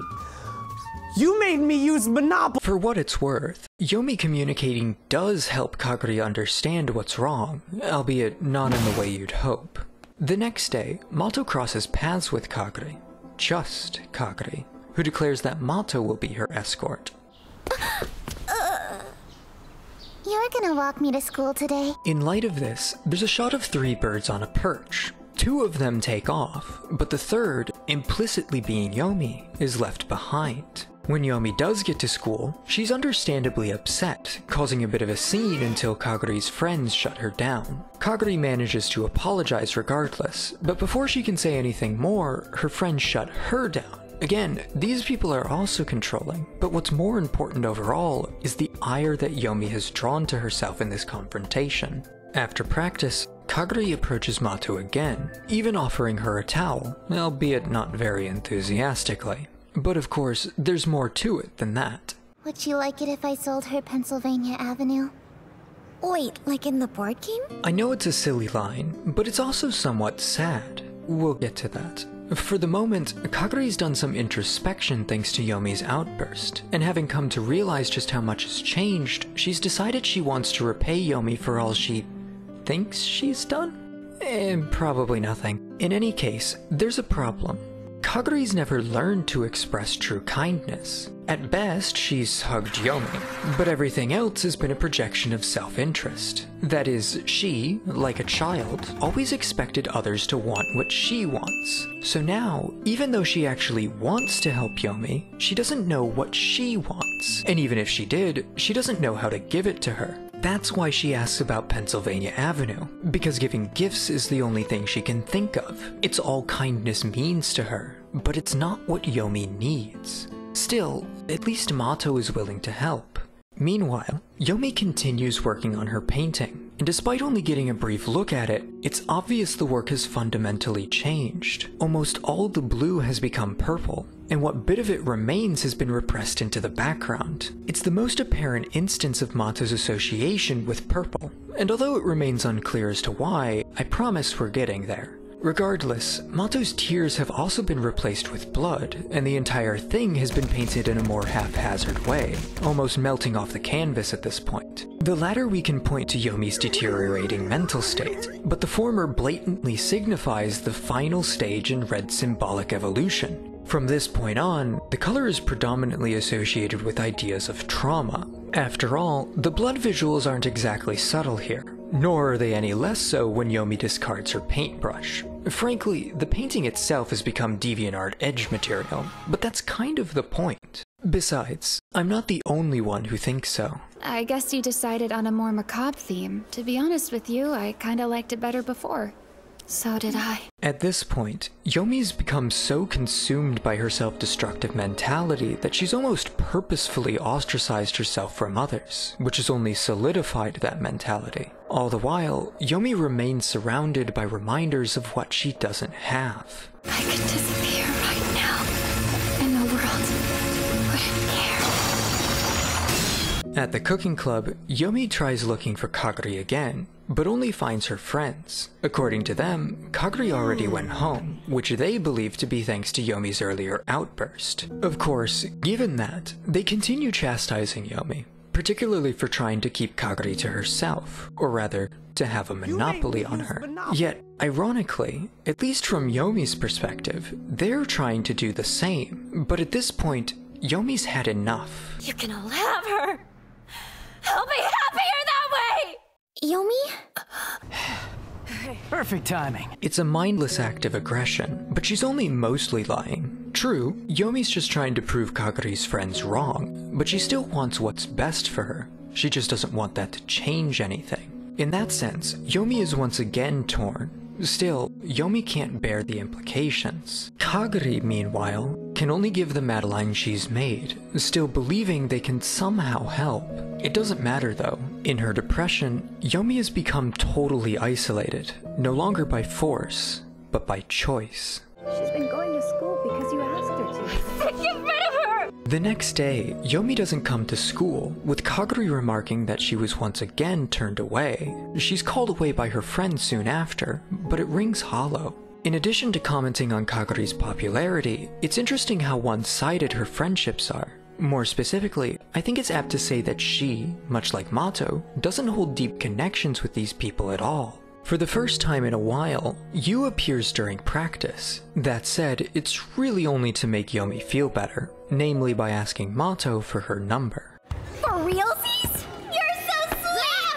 You easy! There's no space, weirdo! More importantly, Taku makes an appearance as well, wanting to apologize for the letter incident. He admits he should have spoken up, and his inaction led to Arata getting hurt. But moreover, he admits he reciprocates her feelings. Unfortunately. I'm not sure what you're talking about, so sorry. This is what the death of another self means. As I've said, their very existence represents their counterpart's ability to cope with the world around them. But when they can no longer deal with that trauma, when it becomes too much to bear, the only thing they can do is repress it. The death of another self merely represents this idea, and so when another self dies, the pain it bore dies with it. Or at least it would, but repress is a very important word here. That is, Arata has buried her memories of Taku, but she has not lost them.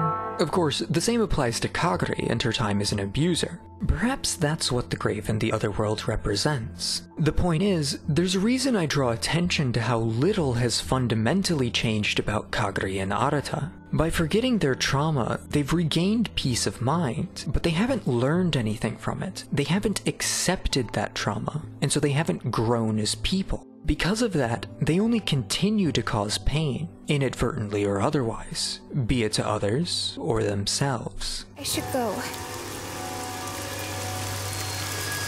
With that in mind, Kagari has come to visit Yomi yet again, but for the moment, she wants nothing to do with her. It's worth mentioning that Yomi has exchanged her school uniform for a dress, one that's notably similar to the outfit Kagari used to wear. It's a nice detail, visually representing how Yomi and Kagari's roles have reversed since the start of the series. That aside, Yomi would rather Mato come see her, although it's unclear if she would treat her any differently. The focus, rather, seems to be on whether Mato cares enough to visit her in spite of protest. This prayer is seemingly answered when she receives a text, but it's not from Mato, it's from you. The message itself is also interestingly worded, namely in that it opens with the phrase, "Do you know me?" which, under normal circumstances, you should have no reason to ask. Still, Yomi doesn't care about that. She's more concerned with being reminded of Yu's friendship.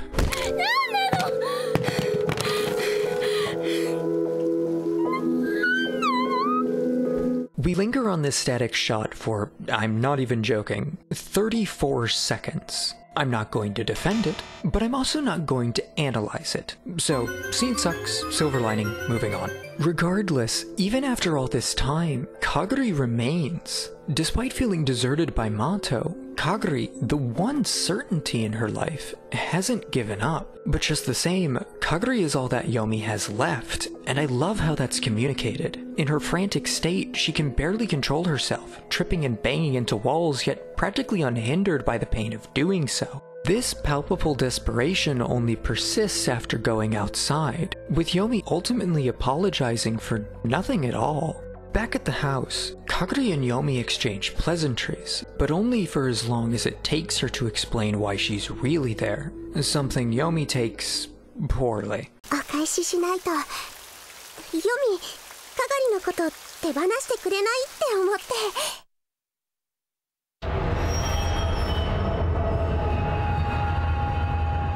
We've always assumed Kaguri had a sentimental reason for repaying Yomi's kindness, particularly guilt. But through Arata, we know now that the pain she's caused has been buried. Truth be told, Kaguri's all but lost her connection to Yomi, and in turn, the cookies she's given her were never meant as a good tiding, but as a means of calling it even. That is, even now, Kaguri cares more about herself than she does Yomi. Likewise, she has no remorse for what she's done, but when the past is dead and buried, how can she? Again, Kaguri hasn't changed, and that includes her hurting Yomi. I know I loved you for that. Loved me. Yet, Kaguri yearns to change without changing, to be free. And that freedom is what Yomi herself sought for so long. But now, it's Kaguri who wants to move on from her past, while Yomi remains stagnant. In any case, this is all too much for her to bear, and her all-consuming wails are restricted to within, reverberating across the other world, and yet never escaping it.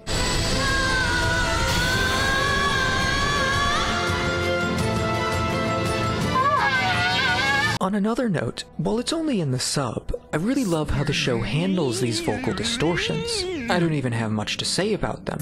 They're just neat. Amidst all this, Saya prepares her own coffee in a shot that notably mirrors Yomi's earlier counseling session. However, Yomi's mug is missing from the lineup. And with that in mind, this is what Saya planned for Yomi, and what she's been molding her into. It's done. In the other world, meanwhile, Blackrock Shooter has managed to make her way into Deadmaster's world, but she's all too late, just as Mato was in reaching Yomi. Deadmaster's cocoon is struck by lightning, the final shock to Yomi's psyche, so to speak, but also the same imagery that's represented her internal conflict throughout this episode. With the cocoon hatching, the world is made anew, restructured into a derelict hall of columns surrounded by tombstones. Thematically though, it's no different from its previous iteration. Deadmaster also emerges, now favoring a scythe over her chains. In much the same way, Yomi believes she's now broken every connection she's made, and in so doing, has effectively been left for dead. Conversely, however, the friends she used to have are just as dead to her, and so Deadmaster is accompanied by a horde of equally dead skeletal soldiers.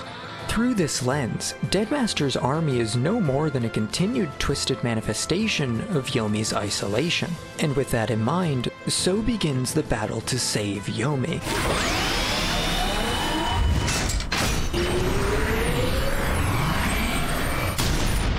Episode 5 is a doozy, because, well, you know how I've been beating around the bush when it comes to themes and whatnot?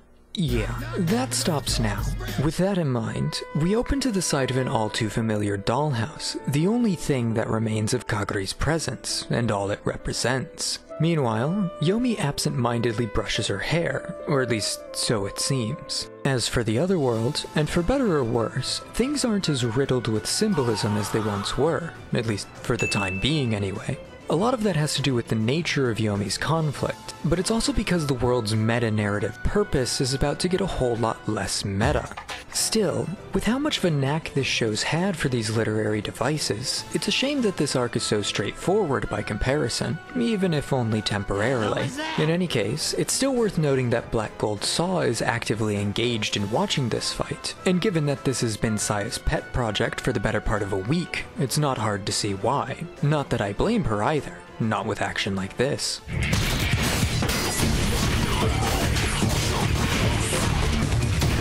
Elsewhere, Mato and Yu decide to check on Yomi, but their welcome leaves much to be desired. It's Mato again! What's unexpected about this, though, is that Yomi meets up with the girls regardless. Now, it's hard to say if Mato was turned away out of force of habit or because Yomi's lifestyle has somehow infected her mother's, but either way, there's a suspicious unease to this scenario. More so given the charade Yomi pulls, which is so unfazed by recent events it becomes eerie in nature, largely because she's not all there herself. However, more notably, there's something off about Yomi's hair today. Disquieted by Yomi's behavior, Mato and Yu stay some distance away from her. Not that she seems to mind. She does, however, take note of Mato's bracelet, and this would be a good thing if not for how twisted Yomi's mind has become.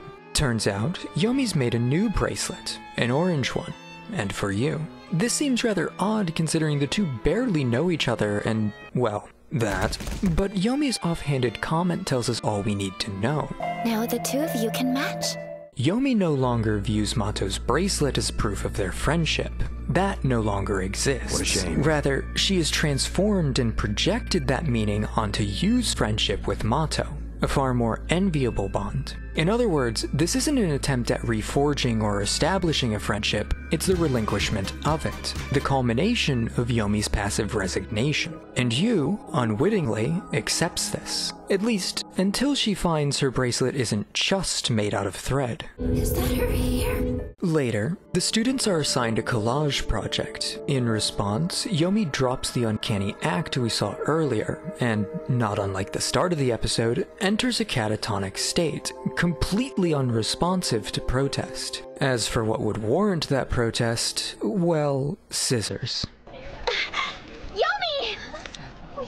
It goes without saying that Yomi wasn't just brushing her hair earlier, nor was her disheveled appearance accidental. Meanwhile, Yomi's mother discovers her daughter's room all but torn to pieces, and what little remains corresponds to Yomi, Mato, and Kaguri's colors. It's easy to dismiss the melodrama of it all, but at their core, these characters' experiences have always been human in nature. In much the same way, Yomi lacks the validation she needs. She's been stripped of her sense of value, watched her friends drift away, and through the self-loathing and isolating tendencies she's developed, she's become blind to the people who actually do love and care about her. That's what brought her to this point, and that's a real experience, one that's portrayed in the way it feels to experience it. That's what I value in Black Rock Shooter's melodrama. And with that in mind, it's telling that this particular topic has been left to speak for itself, with comparably little spectacle after the fact. Case in point, Yomi is escorted home by her mother, and while it won't do her any good of course, it'll spare her from the gossip. Mato, however, can't bear it, be it in defense of Yomi or herself. Likely both. Either way, she struggles to contain herself, desperately trying to shut out the world around her. For a moment it works, until Kaguri shows up. Kaguri's not just unsympathetic, but outright indifferent to Yomi's suffering. True, Kaguri only wanted Yomi to feel better out of obligation, but now that she's separated from her, now that she's free, even that grain of compassion is gone. And with it, we get this line. It just kind of seems like her heart died. This is the first time Mato's lashed out in violence, an unbridled negative emotion. I once described Mato as this show's face of innocence, and that's held true, even in her outburst against Yomi. But this act is significant in tainting that innocence. It's the first crack in the shell, and it goes against many of Mato's beliefs. keep that in mind, but for now, there's the matter of heart to discuss, alluding to the moon from episode 2. At the time, I approached it as a metaphor for Kaguri's heart, but I didn't take it any further than that. The thing is, chains have always represented some form of connection. Knowing that, the chains that restrained Dead Master were also the only things that connected her to the heart, and in breaking it to become free, she severed the connection those chains represent. Similarly, Kaguri lost her connection to Yomi when Chariot's world was destroyed. This loss, this disconnect, is what drives Yomi's suffering, and because of it, Yomi's heart was broken too. However, notably, Mato is the one that helped Yomi in this endeavor, and ultimately, her pain originates from the freedom it gave her. Elsewhere, Saya gets another visit from Yu, alone this time. Interestingly, although Yu's relationship with Saya has been alluded to, it's only now that we get some insight into what goes on behind closed doors. Yu is here on Yomi's behalf, accusing Saya of being responsible for her deterioration, which is an odd claim given everything Yomi's been through,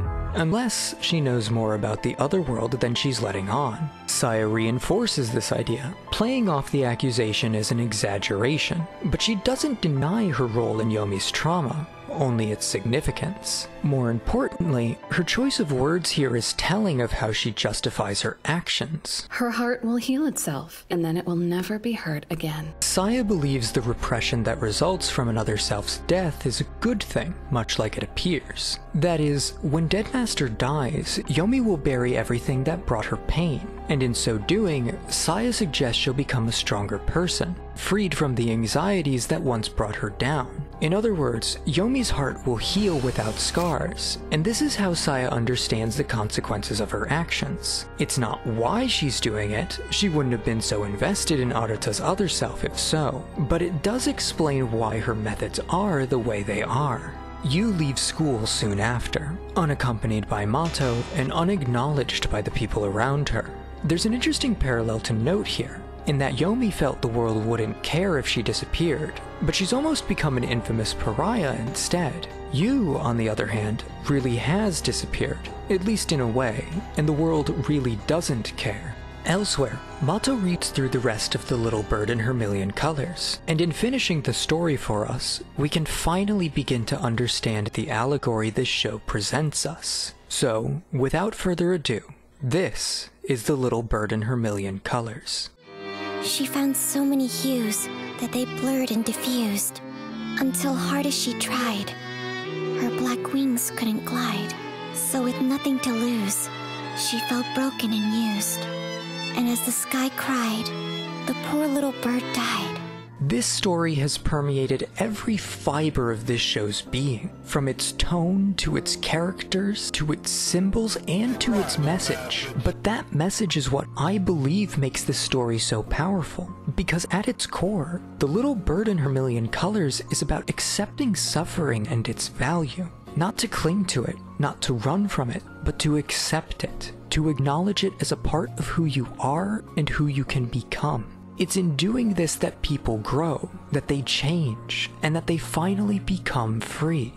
In that respect, The Little Bird embodies the human experience, flying through a life of countless new worlds and experiences, some good, some bad, but all changing and becoming a part of us. And at the end of it all, the little bird dies. But what matters is that despite everything it went through, it lived a rich and fulfilling life. Something that only has value because life comes to an end, not in spite of that end. It's a powerful and surprisingly optimistic message. And on that note, it's a message that every character struggles to understand, with each seeing the story as having no good ending. Not because it doesn't, but because they haven't found the value in it. Likewise, for all this talk of Mato and Yomi and so on, everyone is the same, which ultimately unifies the message and themes of the series in an all-encompassing way. each character clings to a past way of life, taking drastic measures to maintain it, and when they inevitably lose it, they're unwilling or incapable of accepting the changes and hardships that brings. It's the antithesis of the little bird and all it represents, something manifested within the book as its many colorful worlds, experiences these characters have yet to accept in order to properly move on. The Blue of Tears for Mato, a girl who's never seen suffering, but in her innocence has also greatly avoided it, fearfully bottling up her emotions instead. The Pink of Flushed Cheeks for Kagari, a girl who was never sick, but in her act inflicted pain on others, which she refuses to recompense or take responsibility for. This continues into the other characters' respective colors as well. Granted, green is strangely not among them. Having said that, it's equally important to note Mato's reaction to the ending, as it ties many of these points together. For context, Mato has a dream about the ongoing battle between BRS and Dead Master, as well as the pain that entails. It's only upon waking up that Mato decides she's had enough, unable to bear the realization of what her favorite book has become. 小鳥鳥の翼は真っ白に戻っていました。小鳥鳥はまた新しい空を飛びました。こんなんじゃない。もっと楽しくて、もっと幸せで。小鳥鳥は歌いました。小鳥鳥は結婚しました。小鳥鳥は100点取りました。小鳥鳥は面白いテレビを見ました。小鳥鳥は。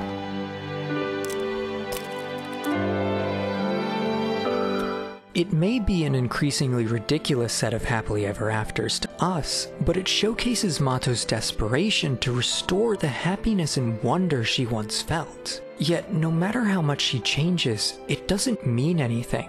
It doesn't fix anything, because without the bird's death, the story itself is meaningless. It's frivolous and hollow. For the moment, though, that's not something Mato can reconcile, let alone understand. Knowing this, I feel this is the perfect time to discuss Mato's tarot card, the Star. When reversed, it signifies a loss of faith and a diminished sense of hope, asking that you view things from a different perspective, seeking the good in what you're going through so as to move past it. This is identical to the show's themes, and it's why Mato embodies them so completely. If that's not convincing enough, it's practically spelled out for you in the next scene. Now, a lot of this narrative centers around the protagonist accepting death.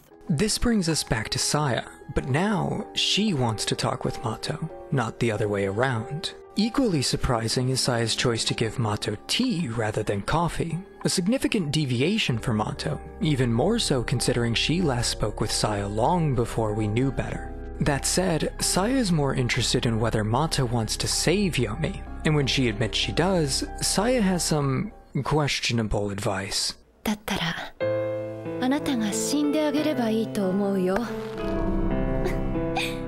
なんてね。There's a lot to be said about this scene. Saya's actions come out of nowhere, they're needlessly hyperbolic, and by a large margin, they're the most extreme in the entire series. Furthermore, Saya's words and brutal honesty are what make her threatening, so for her to just attempt to murder a child kind of undermines that. However, this does serve a purpose, or at least Saya's words do.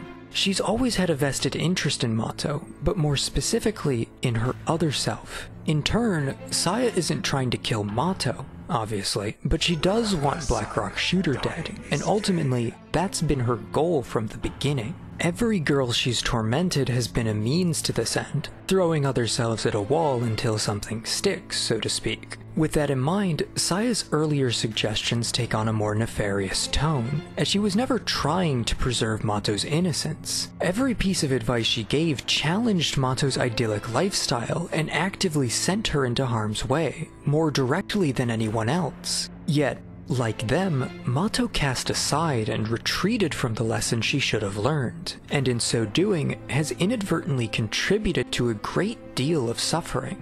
As if to demonstrate this, Saya gives Mato one last suggestion before she can escape: to check the art room. Lost in her distress, it doesn't take long for Mato to find herself there anyway, though it seems the art club has been expecting her. It's her. Due to the incident, Yomi's painting is still in the club room, and as her friend, Mato is asked if she could deliver it to her. It's telling that the club needs Mato's help for this, because Yomi never befriended anyone in it. But the club isn't seeking help in good faith either. Rather, they just want the painting gone, because much like Yomi, they feel uncomfortable around it. Mato obliges, only to come face to face with her own grotesque visage, the subject of Yomi's pain. Seeing this, Mato believes she's responsible for Yomi's breakdown, placing the blame solely on herself, even if she doesn't really understand why or what she did wrong. Despite this, Mato, or rather, Black Rock Shooter, really is the catalyst for everything that everyone has been through, the source of all suffering. And so, in trying to save others while staying out of conflict, in trying to change without changing, Mato, of all people, has inadvertently caused the most pain. It's a lot for her to take in, and it marks the beginning of a downward spiral. Case in point, as if things couldn't get any worse, Mato becomes so consumed with Yomi's painting she's injured at practice, and when her teammates call for the manager, Yu isn't the one to respond. Wait, is Yu not here today? Who? No one remembers Yu, not even Arata, and her team does little to alleviate her existential crisis. That is, much like Yomi, Mato's lost every friend she's ever truly had in a matter of days, all with little explanation. Yet, not only does her team not have one, but they come to think that Mato might just be crazy, like her friend is. It's not your fault. I heard she hangs out with that crazy girl who cut all her hair off. And so, Mato is also ostracized, albeit by association, something Arata could relate to if not for, well, Mato. Overwhelmed and equally in denial, Mato refuses to believe her best friend is gone, and so she runs. Now, for the moment, Yu's disappearance seems lacking, be it for her minor role or a lack of context. Frankly, I wouldn't be surprised if you forgot about her entirely, but that's just it. We experienced her disappearance with the same degree of presence and mystery as everyone else. It might not be the best approach, but it's because of it that I in some way value Yu's characterization, or lack thereof. With that in mind, Mato really is the only one who remembers Yu. Why can't I remember her? Or at least she was. Now, Yu's memories are never fully explained and are open to interpretation. And much of what is explained won't make sense until later. But for now, and per my analysis, it's important to note that these memories are fabricated. False ones, loosely based on reality and the connection Yu has with Mato, not the other way around. Obviously, this contributes to Yu's overall symbolism within the story, but more concretely, it completely recontextualizes Mato's character. Mato has always been consumed by her fear, and she never allowed herself to be vulnerable. Yomi is the first person Mato had ever truly met that she opened up to, and so every risk she's ever taken has been the first she's ever made. Therefore, just like everyone else, Mato is navigating a completely new phase of her life that she doesn't understand and often runs from, a phase defined by growing close to people, not more of them. That isn't to say that Mato's friendship with Yu is completely null, but it isn't anything more than it appears to be either. Regardless, there's one memory Mato can still cling to, one thing she can still look for: Yu's house. Keep this in mind for later, as this memory will prove to be very significant. However, as vivid as it is, there's nothing there. Well, almost nothing. In light of Yu's earlier disappearing act, it's interesting to note that Yu doesn't cast a shadow here, nor has she ever cast one before. On one hand, it's symbolic of how Yu isn't grounded in reality. On the other, concepts of shadows and reflections are associated with the relationship between other selves and their counterparts, something the show will continue to reference from here on out. And so, Yu lacking a shadow calls that into question.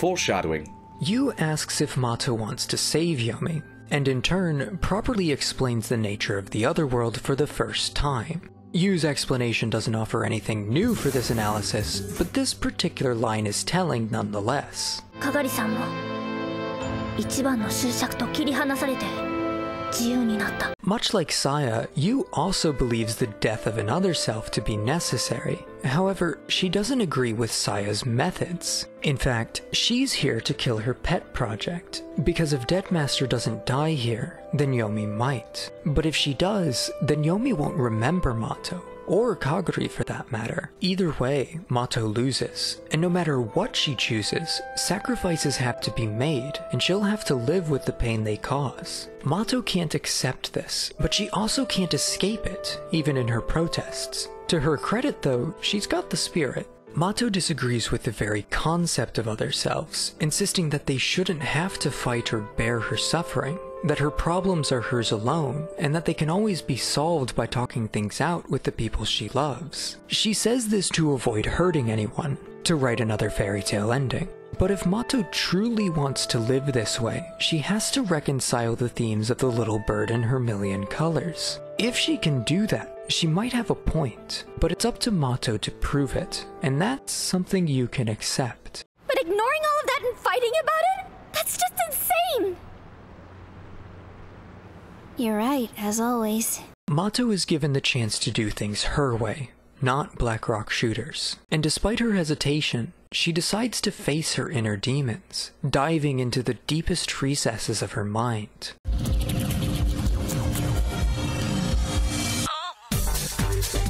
From within Blackrock Shooter, Yu continues speaking with Mato, yet oddly, she feels as though there's something off about her. But before we can dwell on that, Mato finds herself face to face with Yomi, but just as she was in the real world, she's too late to save her.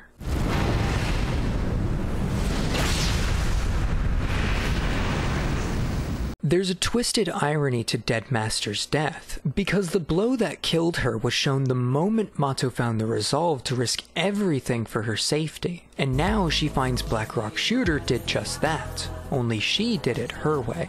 Yet, through her, Mato holds the blade. She already believed she was responsible for Yomi's condition, now she's responsible for her death. It goes beyond anything the other girls experienced, and it's more than enough to push Mato over the edge. Until now, her innocence was gradually chipped away, tainted by disillusion little by little. But this is suffering in its purest form. It doesn't just corrupt, it breaks, it consumes. And this is where everything changes.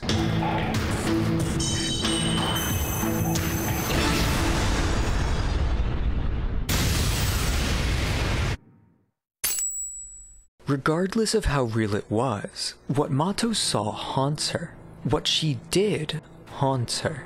As if to cope, Mato tries to process it through the little bird and her million colors. Most significantly, in death, the little bird can no longer fly, and by her own admission, neither can Mato. Likewise, in her pursuit of freedom through the book and its adventures, Mato finds herself trapped at her lowest point. Literally speaking, she is, both in the abyss of her mind and in Blackrock Shooter.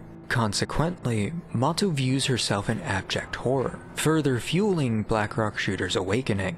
We've been building up to this transformation for quite some time, so I can't understate its significance. Now, purple, as I've alluded to, represents the loss of Mato's innocence. However, it's also represented in the book as the purple of haze.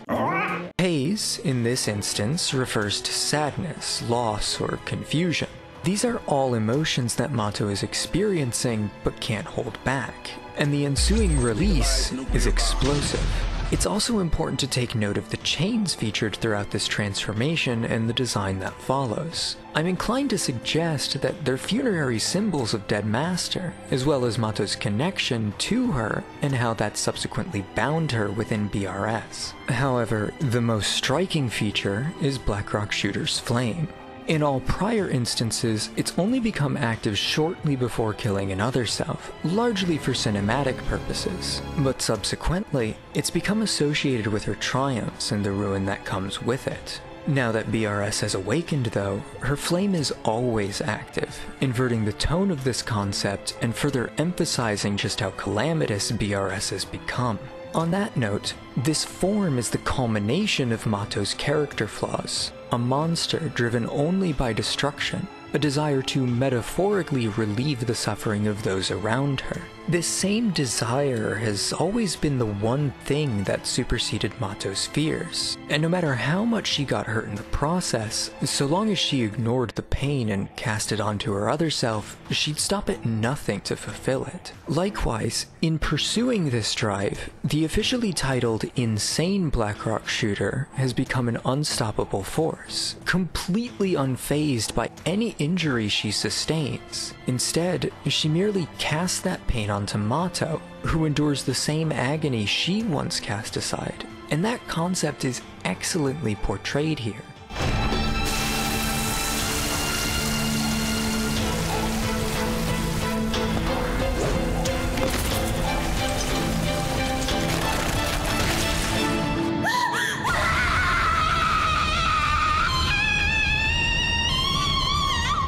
With Mato out of commission, BRS continues her fight against Black Gold Saw. All the while, strength arrives to bury Dead Master, along with Yomi's burdens. Still, despite Saya's assertions, the scars remain. Her heart will heal itself, and then it will never be hurt again. Speaking of, now that Yu's plan has totally backfired, the only lifeline she has left is Saya. You know, the one whose plan she ruined. What the hell were you thinking?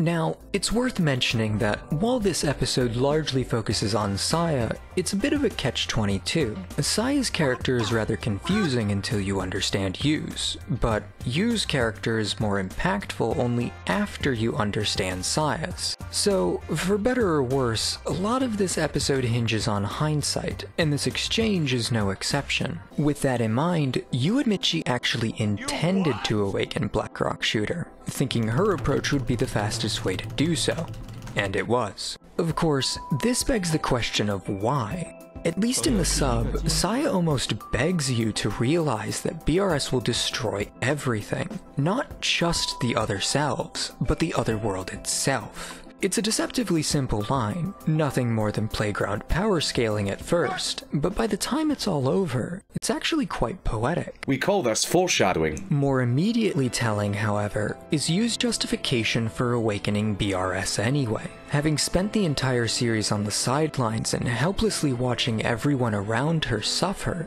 Yu took action.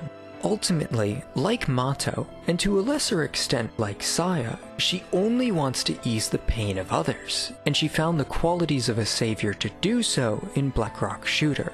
Building off the show's themes then, it's fascinating that the catalyst for this destruction wasn't malice, but an over-adherence to ignorance and innocence, traits that epitomize an untainted but unsustainable bliss. That aside, Yu also claims that Saya is suffering just as much as everyone else. We won't see why that is until later, but for now, she insists she's fine, just like everyone else has.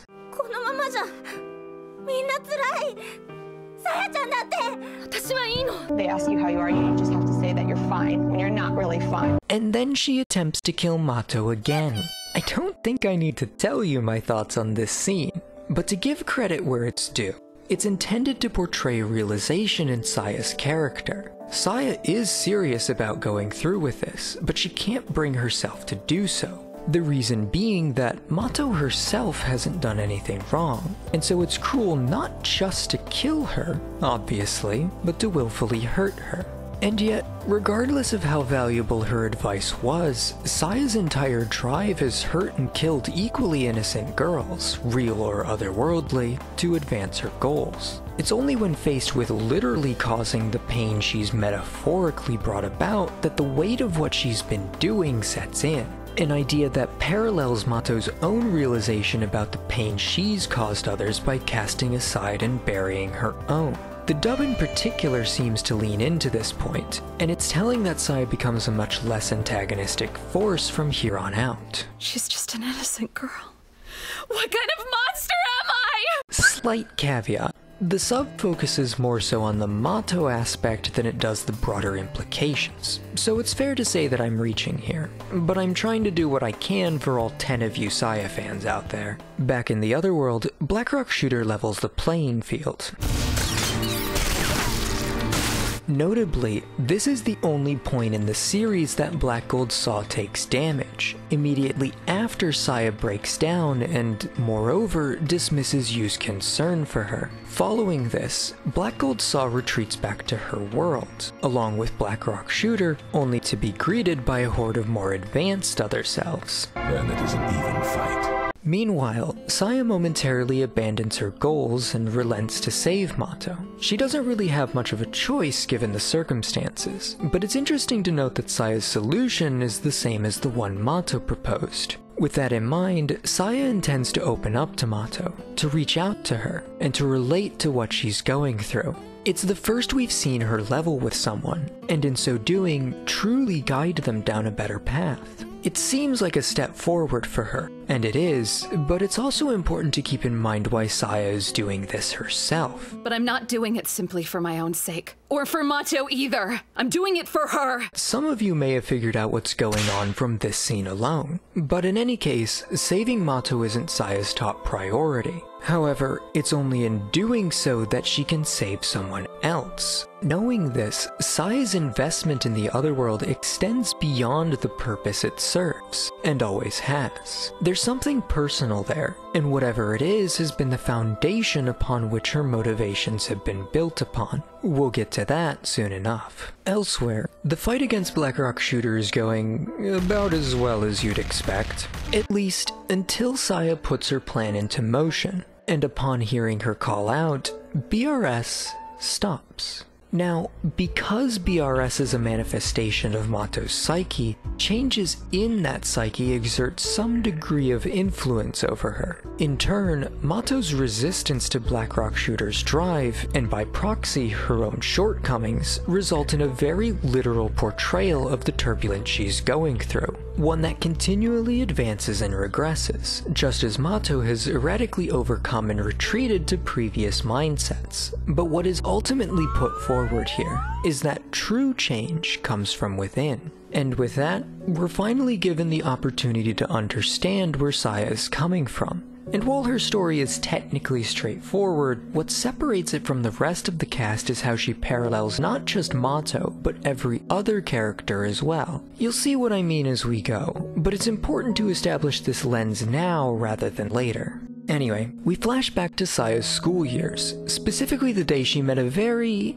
interesting girl. Hi, do you need some help? To address the elephant in the room, the laws of space-time have not been broken. As with most things in this show, the you we see here furthers a metaphor, but for the moment at least, we don't know which one. As a result, we're presented with the catch-22 I mentioned earlier. In any case, it's worth noting that this version of you is far different from the one we've come to know.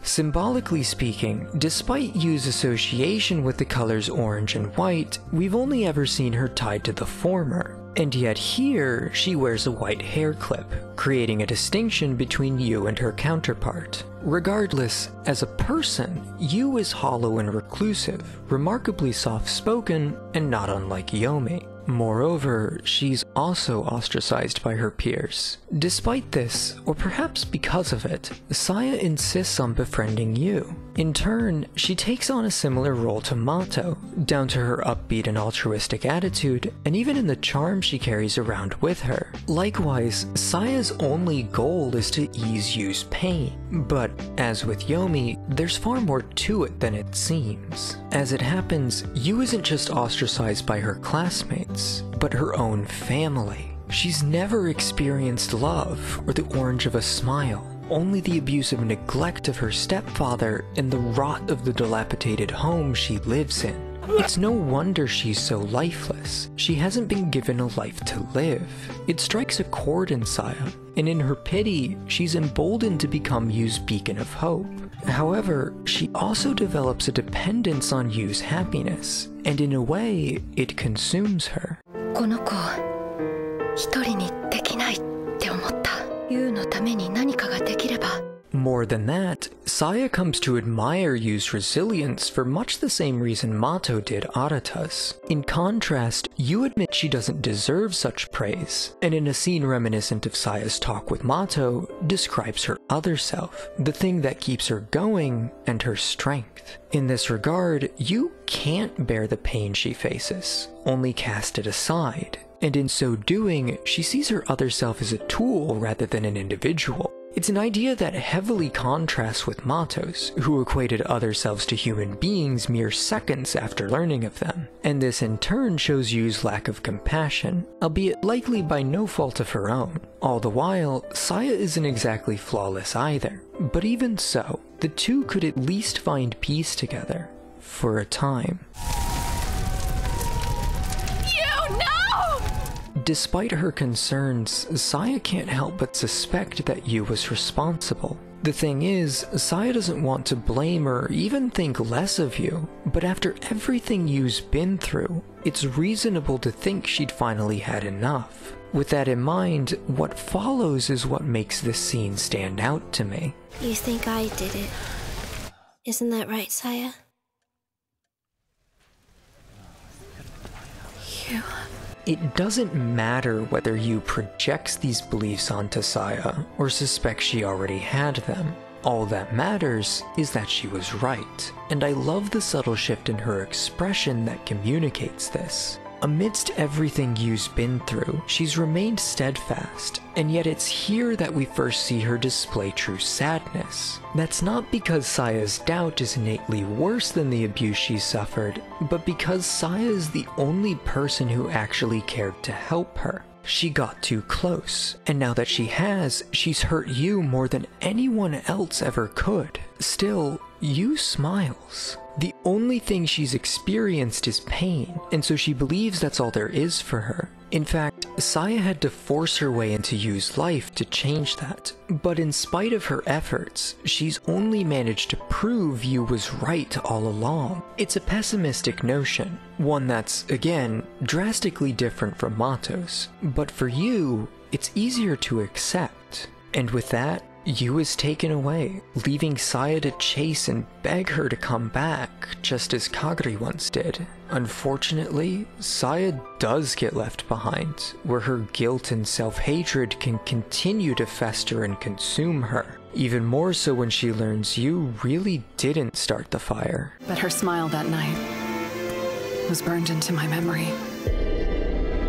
For better or worse, Saya would cross paths with Yu again, meeting at the same river Mato found in search of Yu's house. Interestingly, its burnt remains are close by, so although her memories surrounding it were fabricated, Mato did remember Yu's house, just as it used to be. In any case, Saya begs for Yu's forgiveness, claiming she'll do anything for it. However, Yu's response is unnerving. Please don't. Thinking I might do something bad again? Don't worry, I'd never think of doing that. Naturally, Saya caves to this manipulation, unable to rest her conscience otherwise. It's a similar dynamic to Yomi and Kagari, which is doubly interesting in light of how this story began as a parallel to Yomi and Mato. Still, Yu proposes Saya protect her, but not in this world, in the other world. Now, that's a beefy statement, so let's start with Yu.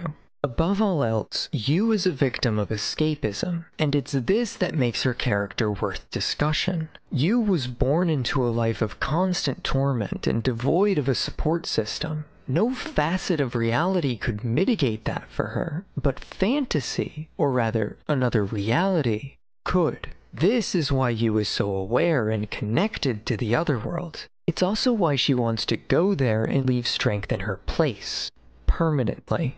On that note, I'll be referring to strength and Yu by their correct names from here on out. Broadly speaking, that exchange is a coping mechanism in its own right. However, it's how strength reflects that, even in the real world, that makes this noteworthy.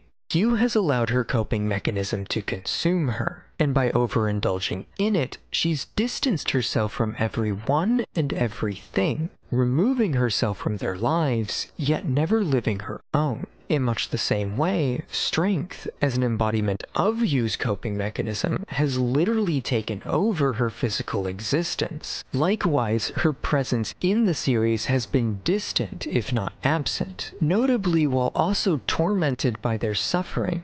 That aside, we'll revisit this topic in the future. For now, it's best to discuss Saya's tarot, the devil. Despite its negative connotations, its reversed meaning actually denotes the importance of releasing the things holding you back in life, particularly unhealthy relationships. With that in mind, Saya's dedicated her entire life and career to protecting you, as well as the world she inhabits. It's interesting to note then that Black Gold Saw's world reflects Yu's color rather than Saya's, overriding her identity and personal agency. Still, after years of effort, Saya remains stagnant and unforgiven for her debts. She hates herself for it, and what she's doing for redemption, but both ultimately blind her. But with all that out of the way, how's Mato doing? Oh. The good news is, BRS is interrupted once again, not by Mato's resistance, but Yu's interference. Once again, we descend further into the Otherworld, and far deeper than we've ever been. Of course, Blackrock Shooter just follows after, only to land in Strength's world, an ever-shifting, cube-like labyrinth. Yeah, we'll get to that. But not before Yu buries Black Gold Saw, and subsequently faces off against BRS. In the process, Saya is disconnected from the Otherworld, but Yu's actions have made their mark. She failed to protect Yu, and despite that, and the pain she inflicted to even try, Yu saved her anyway. To Saya, it's an undeserved kindness that she can't understand, but Strength disagrees. She forgave you. A long time ago. The realization leaves her inconsolable, but it gives her a moment to finally find peace. We briefly return to the Otherworld, and while this is something that will only grow more apparent as the fight continues, it's worth appreciating how Strength's world is itself a part of the choreography. It gives the scene a uniquely creative flair with the maneuvers and obstacles it permits, but it also gives Sanjigen an excuse to go all out with a 3D camera. But amidst this, Strength apologizes to Mato, knowing this is all because she forced her will onto someone else. Interestingly, many of our characters have done the same thing, such as Yu with her escapism, Saya with her redemption, Kagari with her dependence, and so on and so on. However, beyond that, what everyone has been doing, Mato especially, is forcing that will on their other selves. This pain, I've been forcing someone else to feel it for me. Elsewhere, Yomi returns to school, notably donning red ribbons in her hair. It's fitting that she does, because while she began the series with a physical reminder of her attachments to others, she now bears an equally physical reminder of the pain she endured by losing those attachments. Their purpose and color remain the same, but they're juxtaposed in their meaning. With that in mind, although Yomi seems to be doing better, she no longer recognizes Kagari, nor does she recognize Mato in her contacts. In fact, she deletes it from her phone, completely wiping Mato from her life. In effect, while saving Yomi has made her feel less lonely, she's more alone than she's ever been. Kagari and Arata are no different, both oblivious to the fulfillment and love they've respectively lost. So burying the pain and leaving it behind, failing to accept and move on from it, it may be easier to live with, but it doesn't change anything for the better. It's wrong. It's so wrong. As we move into episode 7, Mato recounts her fondness for the little bird in her million colors, giving us one last run-through of its contents. As an aside, we're shown one of only 2 untitled illustrations here, and it appears to depict a green world. Sadly, I can't say much about it, but since Yomi is the only one otherwise unaccounted for, I felt it was a pertinent inclusion. Regardless, Mato admits that although the story has a tragic ending, she's still drawn to it. even now. In turn, she acknowledges the story has value, something she can appreciate and aspire to replicate in her life. And although she might not know what that something is, the fact she even recognizes it exists is significant. On that note, this episode operates as a journey of self-discovery for Mato, and that's mirrored by an equally pertinent focus on Yu's characterization. In effect, the depths of its contents are massive. But before we get into that, thanks to Yu's actions, Saya remains unable to connect with the other world. As a result, she has also been stripped of her ability to protect Yu. And what matters now is how she deals with that. Strength once again volunteers to go to the other world, and Saya likewise attempts to stop her. However, this is the only option they have left, not just to save Mato, but Yu as well. To illustrate this, Strength describes Mato's innocence, but more importantly, how it's produced and undermined by her own hatred of worry itself. In other words, Mato's greatest enemy, and simultaneously her greatest fear, at least as I've put it, is negativity as a whole. However, keeping others happy to avoid it, particularly at one's own expense, is its own form of suffering.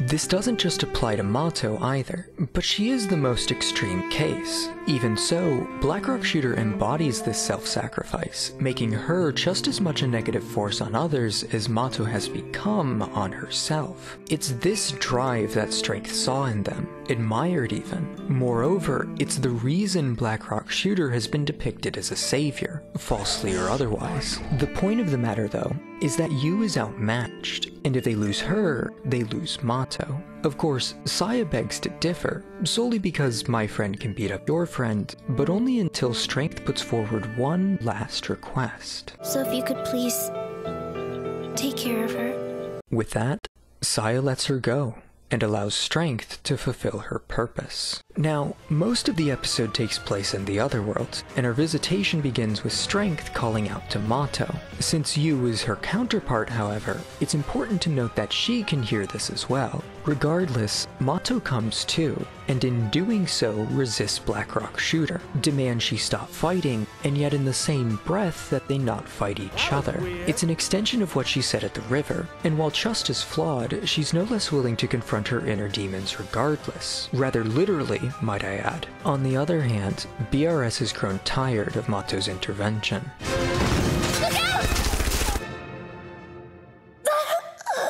Just as before, Mato is incapacitated by the pain, and albeit for a less extensive period of time, it just as strongly represents the cyclical nature of Mato's character. Time and time again, Mato has overcome her flaws only to be faced with the pain that drives them, and when inevitably hurt by that pain, she retreats back to her flaws to avoid it. In much the same way, every time Mato confronts Blackrock Shooter's nature, she's been shot or torn apart by her, and when that overwhelms her, BRS regains control. It's interesting then that this is how Mato's mental tug-of-war is depicted. It's a fight for control, freedom even, and yet one lacking in dedication to change or compromise. This concept goes back to the show's themes, of course, but its presentation is beyond that of other characters, and it's an all the more outstanding scene because of it. Having said that, it's important to establish that this idea of Mato being her own worst enemy is depicted only by the parts of her contained in BRS, or rather, reflected by her. I say this because Strength subsequently asserts that Mato can escape if she only acknowledged that BRS does not define her. More aptly put, Mato is more than just her flaws, and therefore, Blackrock Shooter is no more than a part of who she is. However, knowing her flaws brought her here, and faced with every negativity, Mato doesn't know what more she could possibly be. If that's not me, who is? With her identity disrupted, Mato's bright blue void is shrouded in darkness, clouded by a flood of muddy colors, themselves a manifestation of the anguish she's turned away from. This place is no longer a reflection of her purity, but a tainted amalgam of her darkest thoughts and worries, much like the thing Black Rock Shooter has become. But it's the way Mato attempts to reconcile her identity that's so fascinating, because it's just as deceptive in its presentation. More specifically, Mato constructs a set of interview-style scenarios about herself, and since the subjects she chooses are products of her imagination, they showcase how Mato believes others perceive her, rather than how they actually do. In turn, Mato projects her self-image onto these people, justifying a two-dimensional perception that both reinforces her insecurity and boosts her ego. The first of these subjects is her younger brother Hiro. His account isn't all that remarkable, but for the sake of comparison, he describes Mato as vapid, forgetful, and annoying, but ultimately admits she's a good person. How wholesome. It's when Mato imagines her acquaintances, however, that things take a turn, and we begin to understand how her phobia internally affects her. Case in point, the girls don't even know what to make of Mato. She's practically a stranger to them, and vice versa. However, because of this, they don't feel like Mato's made an impact on them, and more than that, like she's closed off from them. Like she's nice, but that's all you really get. The thing is, Mato keeps her distance to avoid getting hurt, but at a certain point, that transitions to becoming withdrawn. It's this perception that worries Mato. With that in mind, the most of these girls can say is that Mato seems like a nice person, but they're not even sure about that. Frankly, they suspect she's only putting on an act.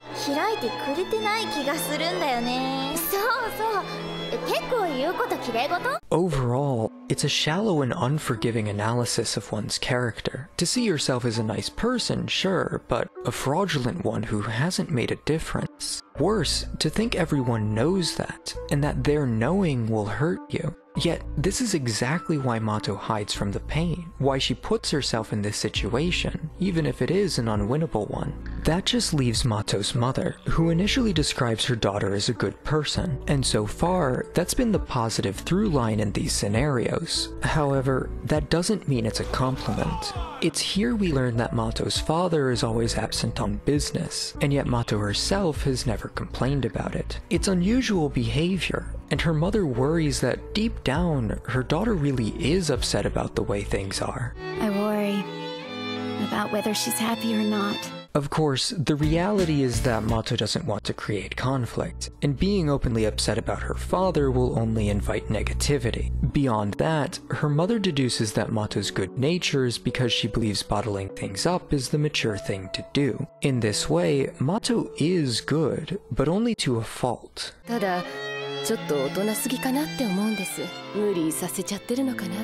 Again, it's shallow and unforgiving, but more importantly, it establishes Mato's mentality as a product of trauma, no different from anyone else's. That, albeit implicitly, makes it easier to understand the aversion it's created, an aversion to getting close to people, because those people might leave you. That said, the only thing Mato gathers from this, at least right away, is that she's a good person. And what's telling is that, by succumbing to this perception, one that's embodied in Black Rock Shooter, she regains control, and this time without a fight.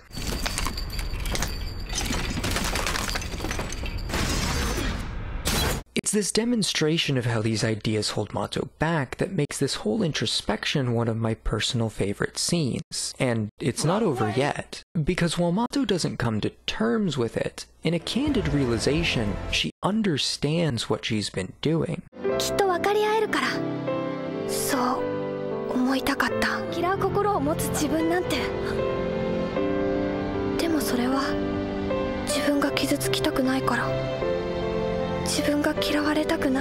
This is a difficult realization for Mato, one that overshadows her more comfortable way of thinking. However, what matters is that she's acknowledging her flaws, because that's the only way she can move forward. With that in mind, Mato finally understands the little bird in her million colors, not just why she admired it, but what that admiration means. I want to be like the bird because...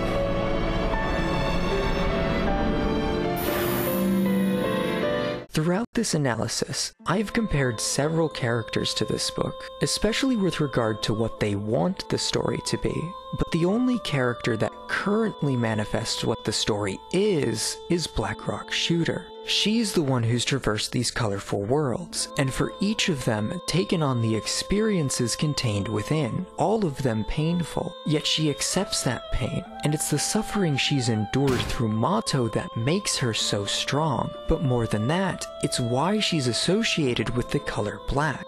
Now, to put all this together, think back to what Strength told Mato.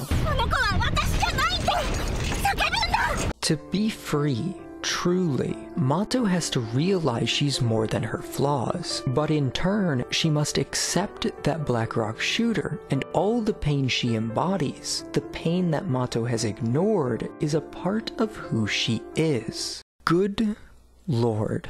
This right here is why I love this show. We'll absolutely be coming back to this, but for now, included in that realization is the idea that Mato has been running from her problems.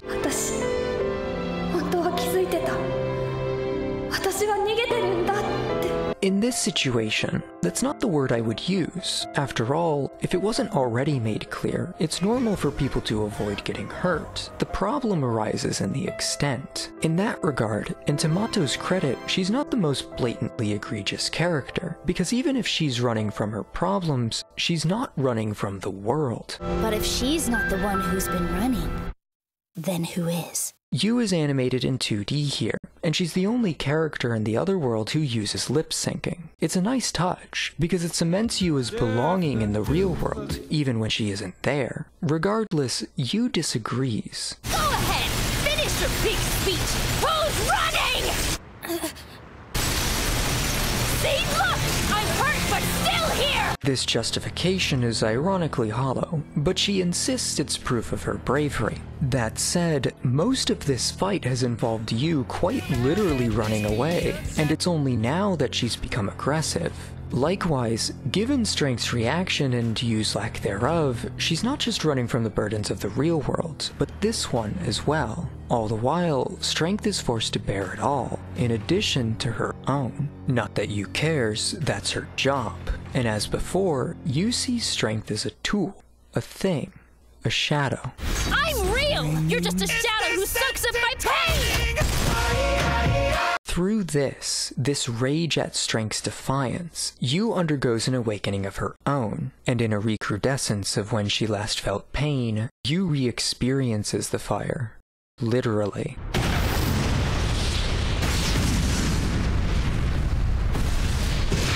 Introductions aside, there's a few things to add about Yu's symbolism. Most pressingly, the somewhat Rubik's Cube structure of this world. That's an intentional comparison, and the puzzle imagery, along with the constant flux it creates, adds to the idea that this labyrinth is inescapable. But what's more telling is that the cube is never solved. Why can't it just be cube? Likewise, Yu's escape from reality has only trapped her in her own mind. She can never truly escape from the trauma because it's a part of who she is, and notably, the person she remains. A painless existence is impossible, and by running away from that reality, you can never make forward progress. The cube can't be solved, and she can never grow up. Metaphorically speaking, it's because of this that Yu remains a stagnant youth. She hasn't emotionally matured, so she hasn't physically aged. Likewise, other selves don't seem to age in general, so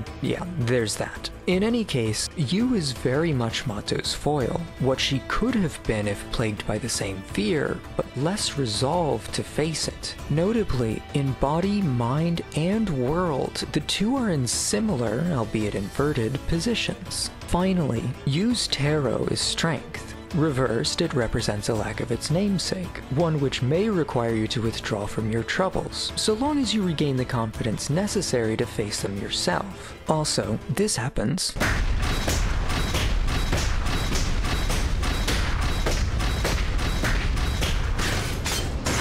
In the real world, Yomi vaguely recalls a horrible event, noting that some small part of it lingers on. However, she deems it best to leave the thought alone, seeing no value in what may come of it. It goes without saying that this relates to the show's themes, antithetically at least, but it's time for the show to demonstrate why. According to her, Mato didn't come home last night.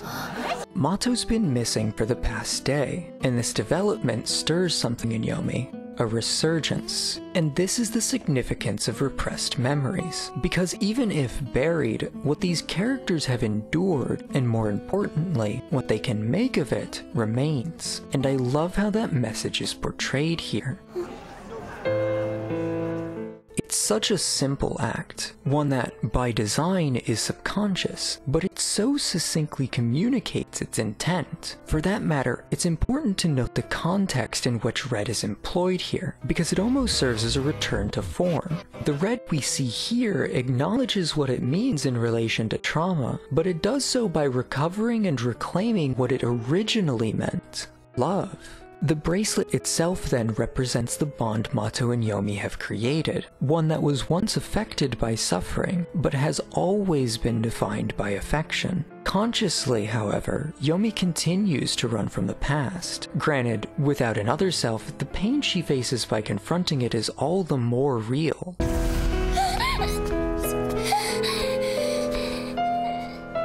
Ultimately though, Yomi presses on. She has to, not just for her freedom, but for Mato's. Elsewhere, Strength gives us her account of the past, and through this retelling, we learn that the other world is strictly a product of young girls' emotions. More importantly though, other selves like Strength lack the ability to feel at all, at least barring one exception, but we'll get to that. Things changed, however, when she fought Blackrock Shooter, facing the drive that, if not for you, would have led to her death. ダメだよ。その瞬間、私に感情が生まれた。 Now, the explanation for this is something else. Basically, Yu's suffering is so far beyond comparison that it's impossible not to feel something when exposed to it, and so Strength spontaneously developed empathy. I'm not particularly fond of this approach, given the comparison, but it's not without value. In fact, it's because of this that Strength struggled with emotional connection, only able to better understand it through Mato, and thereby became so much like her. Nurture, if you will. Moreover, the connection itself traces back to Blackrock Shooter, whom Strength has greatly respected ever since she was capable, if not before. Regardless, qualms or no, these newfound emotions gave Strength a new perspective, one that called her nature into question. 私がそれらを全部抱えて、ブラックロックシューターに殺されてしまったら、ユウには I love how this line presents the idea that without adversity, you, or anyone else for that matter, is less of a person. Someone robbed not just of personal growth, but their identity. And while this is an extreme case, we've seen it in Yomi, Kagari, and Arata's character regression as well. Ergo, Strength's death won't relieve Yu's burdens. It'll take them away from her. And even then, at what cost? Granted, her only alternative is to continue bearing more pain, and so while this doesn't dissuade Strength, it does cause her to waver. Case in point, we see Strength recovering from another battle, and it's here that Yu takes this reasoning in a different direction. Even if you took my pain away, it wouldn't matter. More trauma would simply take its place. There's an inescapable dilemma of this system, and although Yu only acknowledges half of it, she's the first to do so, and for that matter, she's not wrong. Anguish is innate to the human condition, and even if you could erase it, you can never be rid of it forever. Even death, the last thing we experience in life, is itself anguish. The death of an other self, then, is by no means a permanent solution, assuming it were any other for that matter. That said, what Yu doesn't acknowledge is literally everything else we've discussed. Instead, she clings to and forces everything on Strength to an unhealthy degree. After all, they didn't swap places by choice. Let's switch places. I'm gonna stay here in this one. Back in the present, Saya apologizes in Yu's stead, but even so, remains convinced that the other world is the only place left where Yu can feel safe. Then Yu will lose her only shelter. Which brings us back to Yomi, finding her twisted painting of Mato exactly where she left it. It's yet another reminder of her past, perhaps the most painful, and so it comes as no surprise that she runs from it. But as much as she tries to escape these memories, they can never truly leave her, and by the time they finally return, Yomi understands something every character so far has failed to reconcile. I remember now. You're my friend. Despite everything Yomi went through, the abuse she suffered, the people she lost, the loneliness she felt, all of it held value, because through it all, Yomi did always have one true friend, one who never abandoned her, who faced their worst fears just to be with her, and ultimately sacrificed all she could to help her. In short, someone who valued her. And had she seen that before? No. Because she sees that now, Yomi can finally grow beyond her pain and truly become free. It's a powerful realization and an equally powerful scene, especially moving forward. And on that note, Yomi resolves to save Mato and return the kindness she showed her. But as the episode closes, allow me to remind you just one more time that the real world is reflected in the other world. The finale starts where we left off with Yu in the other world, and while we understand what she's experienced, this line in particular remains worth noting. It's easy to forget, since there's not a whole lot of emphasis on it, but Yu was homeless for quite a while, and presumably still is. Strength, meanwhile, appears in the other world, or perhaps within Yu herself, only to approach its abyss, and the connotation of this imagery hasn't changed. Notably, Strength relents that, despite her efforts, she can't save Mato, and this brings up a point I've neglected. It's no less true that Mato is the key to her own salvation, and that true change comes from within. But that doesn't mean she has to do it on her own, not solely at least. That clarification hasn't been too relevant so far, but since that's about to change, there's no better time than now to plant the seed. Regardless, and like Saya, Strength is out of options, but if nothing else, she can at least save Yu.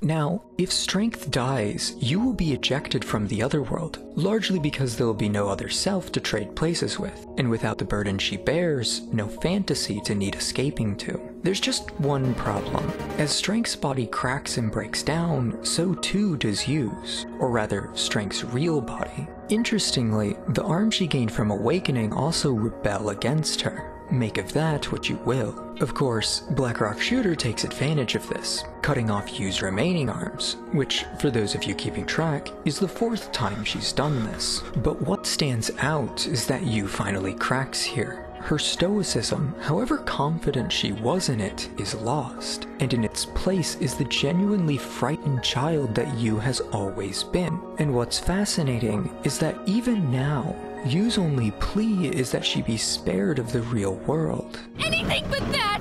Don't make me go back! In response, and for the final time, Mato intervenes. But this is different, because now, Mato has finally acknowledged her faults, become willing to accept her pain, and earnest to face it directly. Similarly, and as has happened many times before, Mato is driven to save a friend. I'm not gonna let you hurt her! So get away from my friend right now! The fact that Yu is included is significant for 2 reasons. Despite having to endure unbearable pain, more than she thought possible, Mato is still willing not just to help Yu, but to call her a friend. That is, she's no longer held back by her worries. All the same, the fact that Mato befriends Yu at all goes against her own worldview, and like Saya attempted, proves it wrong. Through this act, Mato escapes from BRS, and in so doing, descends to the darkest depths of the other world, to Blackrock Shooter's world.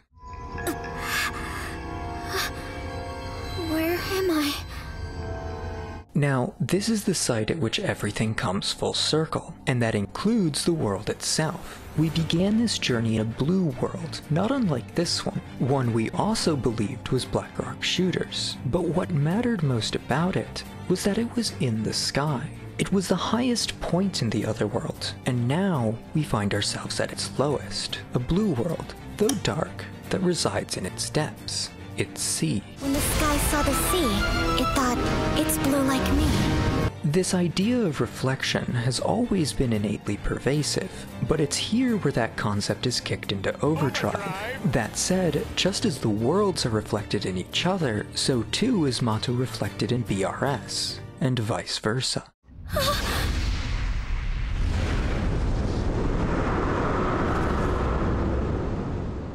This is the culmination of Mato's internal struggle, and so it makes sense that, to accept BRS as a part of herself, she would have to take on her form to overcome it. It's a wonderful portrayal, not just of facing your inner demons, but learning to coexist with them. The best part is, the fight hasn't even started yet. Elsewhere, Yu finds that she's still in the other world, and Strength is still alive. What's worth noting though is the heart-to-heart that follows, because in some small way, Yu does care about Strength, and now she's vulnerable enough to show it. If you died on me, I'd be completely alone in the world! Even if Strength is a tool, she's the closest to a friend that Yu's ever had, and it's only without her that she has nothing. Even in the real world, with seemingly no one else to lean on before meeting Saya, Yu always had Strength, her imaginary friend. But through Mato, Yu isn't as alone as she thinks, and when Strength points this out to her, the cube finally begins to shift.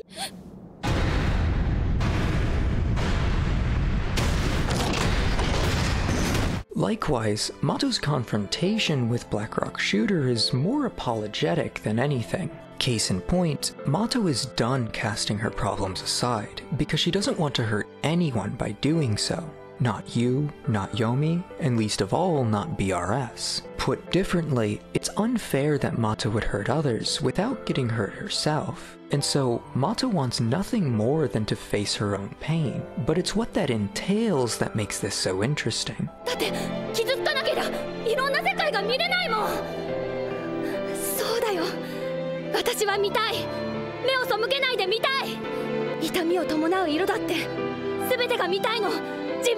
Mato has always sought adventure in these colorful worlds, but in acknowledging the experiences they represent, she acknowledges that her adventure is a desire to experience the world in full, to understand it, and hopefully grow into it. Not all of it will be positive, but that's what makes it fulfilling. And so, Mato begins her new life with the color of pain, one we've already established. Bright red. Bright red. Once again, we're reminded of what the color red has become, but this scene also mirrors its introduction, and so we're reminded of what it once was as well. As an aside, although the book establishes the Red of Fury, I'll be honest, I have no idea how it refers to Saya, or anything else. I also think red is symbolic enough. In any case, Mato's efforts are valiant, but as Blackrock Shooter points out, they aren't perfect.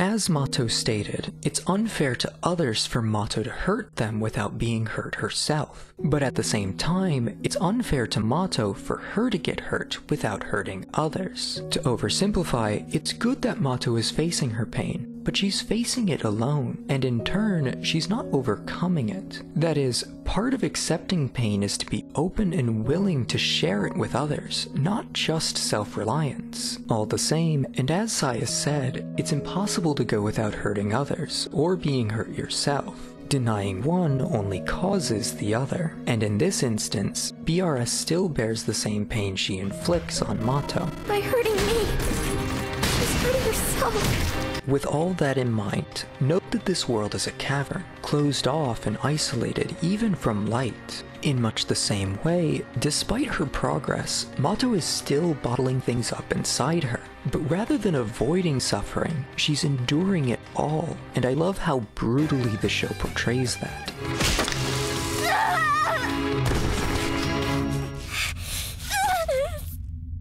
What follows is Mato's interpretation, represented by the little bird in her million colors. The bird's death is metaphorical here, falling within this dark cavern at its lowest point, or rather, Mato's. However, the colors it experienced remain reflected in the sky, and through others' memory and appreciation of those colors, the bird lives on. All the colors I'm looking for died. They're up there. Up in the sky. Likewise, this light in the darkness forges a connection between two worlds. More than that, by reaching out to it and letting others reach out in turn, Mato gains the strength she needs to get back up and fly again.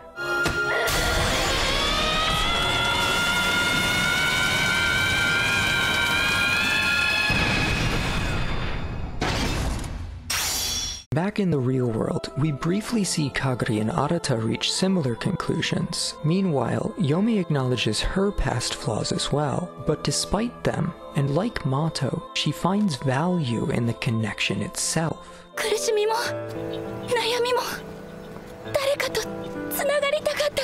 In addition, we see a single star in the sky, symbolizing not just what we saw in the other world, but Mato herself.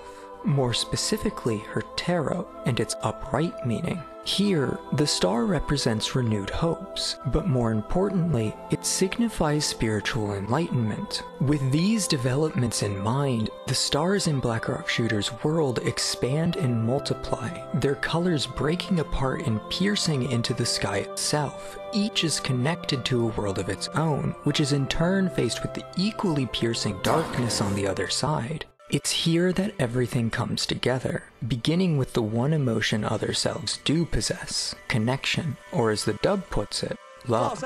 It's this emotion that gives value to the pain they endure, no, the pain they share with their counterparts, and without it, their lives have no meaning. It's because of this that other selves are necessary, much like real coping mechanisms. And what is coping if not an act we share our pain with?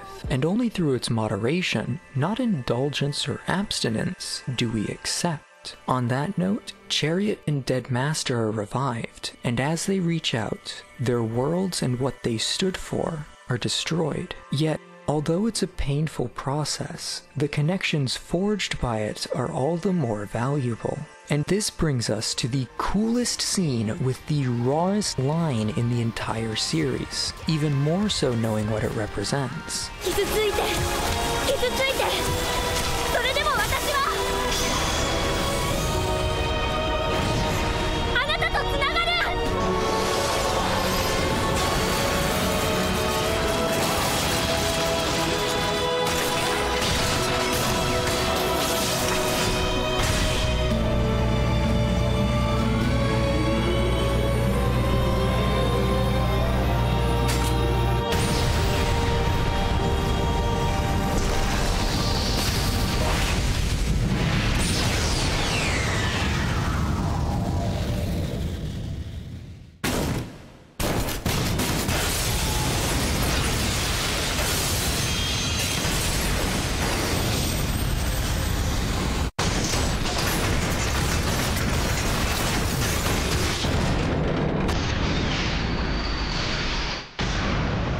I love everything about this. The metaphorical death of the little bird, Mato acknowledging and overcoming BRS as a part of herself while donning a flame of her own, the fact that doing so brings catharsis rather than repression, knowing that's accomplished by everyone having taken their suffering unto themselves, shared it, and through it become free. The cube? No, his cube! Even the soundtrack is significant, literally titled Mirror and serving as the final rendition of La Storia, one which not only sounds more triumphant, but only appears in this scene. It's frankly phenomenal, and while there's a bit of the power of friendship involved, dismissing it as nothing more than that is reductive. That said, as thematically appropriate as this is, we're not quite done, and luckily what remains is just as fascinating. Following the blast, Mato is back to her old self. However, she remains in the other world, albeit in a place we've never seen before, alongside you and what's left of the other selves. Unfortunately, strength is at her limit, and even now, you can't bear to see her go. I can't live in that world all by myself! There are monsters everywhere! I love the childish language here. It only adds to our understanding of you and her emotional maturity. Of course, she's the last to deal with her trauma, and that's not by accident. Ultimately, Yu has to face the real world without an emotional crutch and without strength. What makes this predicament interesting, though, is how we've known about it since episode 5. More specifically, how it relates to the book, whose purpose was originally alluded to in the following remark. Now, a lot of this narrative centers around the protagonist accepting death. At the time, it was purely metaphorical, but since then, it's become rather literal. That is, you can only move on by accepting Strength's death. But before that happens, Strength says her piece, and while a lot of it is noteworthy, this is the most important takeaway. Look around at this world, Yu. We put it back together. The other world has been destroyed, but only as it once was. In its place is this new frontier, a single world, stripped of the boundaries that once divided it, just as the girls themselves broke down their own barriers. But more than that, it's become a pure white. Such a color is only created when every other is reflected, or symbolically speaking, shared with everything around it. Black absorbs those colors and takes them unto itself. All the same, it's this reflection that allowed the other characters to grow, and thereby mend their literally broken hearts, which in turn mended this world. As an added bonus, this also recontextualizes what Saya said earlier. Help with what? Blackrock Shooter will completely destroy that entire world! In the end, Saya was right. BRS did destroy the other world, at least in one form or another. But she also remade it, leaving a better world in its place. It's here that the other self's connection is formally described. This is to reassure you, still believing she won't or even can't be loved at all. But in addition, Blackrock Shooter, having been revived by Mato's own acceptance, and even if only from a distance, agrees. You do this because you love me. Finally, we come to Strength's last moments, and a truly powerful scene. Throughout her life, Strength has suffered and struggled to understand her own emotions, ripped from her world and forgotten by the one she came to. But despite all of this, Strength thanks Mato, because through her, she was finally able to see the value, no, the beauty of the world. Even alone, that surpasses all of her torment, and if anything, the fact that it persists through her pain, that it can exist because of it, only makes the world a more beautiful place. You showed me how short the walk home from school feels when you walk with a friend. How much better a popsicle tastes when tied to a precious memory. And how much more vibrant the sunset looks when you watch it with someone you love. And with that, Strength dies, shatters into dust, but leaves behind a colorful and truly beautiful sky. And so, we should look back on her life through what came from it, not what became of it. That is, even in death, there really is value, if not beauty, to be found. And knowing this, you can move on with her own strength. On a less heart-wrenching note, this brings the other world to a close, and so Yu leaves it behind. Mato returns with her, but not before Blackrock Shooter offers one final piece of her own advice. Don't ever forget, you are loved. Back in the real world, Yu is greeted by Saya, though she's seemingly more interested in meeting Mato, at least for the moment. Now, it's worth remembering what was requested of Saya, because although it's never explicitly confirmed to what extent, it's safe to say that she kept her word. Take care of her. Whether she regains a friend or joins a family, Yu isn't alone. As for Mato, she's already left, but we find her gazing at a sky that's now filled with stars. And like you, she isn't alone either. Mato! Yomi finally succeeds in finding Mato, and yet all she wants is to apologize. Mato feels the same, and in that moment, sharing in their troubles, Mato finally breaks into tears. It's the most vulnerable she's ever been, but more than that, it shows how much she's grown. 痛くしてごめんね。私も痛くなるから。ちょっと一緒にいたがろうよ。 As the series comes to a close, we see the start of everyone's new lives, and all the changes they bring. As this happens, Mato condenses the show's themes into a single monologue. Now, I've spent a lot of time obsessively talking about every minute detail in this series, but when it comes to this, I don't think anything I could say would do a better job than Mato herself. This world is full of millions of colors. They're bright colors, warm colors, sparkling colors.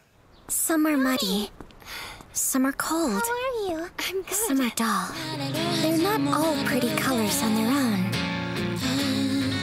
But combine them, and they make the world so beautiful. My friends and I are the same. We're better together. We have so much ahead of us. So much to see and to learn. But we'll soar through it all. One color at a time. Facing this world. Learning to fly. And we'll keep growing. Till we can touch the sky. Also, there's a post-credits scene. I'll do it myself. Not that kind, this is for closure. In any case, and back to the show itself, we return to the new Otherworld, and what we find there is telling. As previously shown, Yu has come to accept her life in the real world, and as with the others, that's represented in Strength's revival. What's more important, though, is that Blackrock Shooter is there to meet her. Likewise, the pair's positions mirror their first encounter, but unlike before, BRS would rather talk. I'm going to keep fighting. I have to embrace these wounds, this pain, because my fight won't end until my world does. This promise to keep fighting seems like a bittersweet notion, but it really shouldn't be. People will always have struggles, burdens they can't bear alone. What matters is what you make of them, how you deal with them, and who you can lean on to get through them. But more than that are the happy moments we find in them. That is what BRS fights for. What she's always fought for, and though her battle is endless, it no longer needs to be so destructive. The same applies to the endless cycle of life itself, and as if to acknowledge that, we finally end on the very same shot we started with.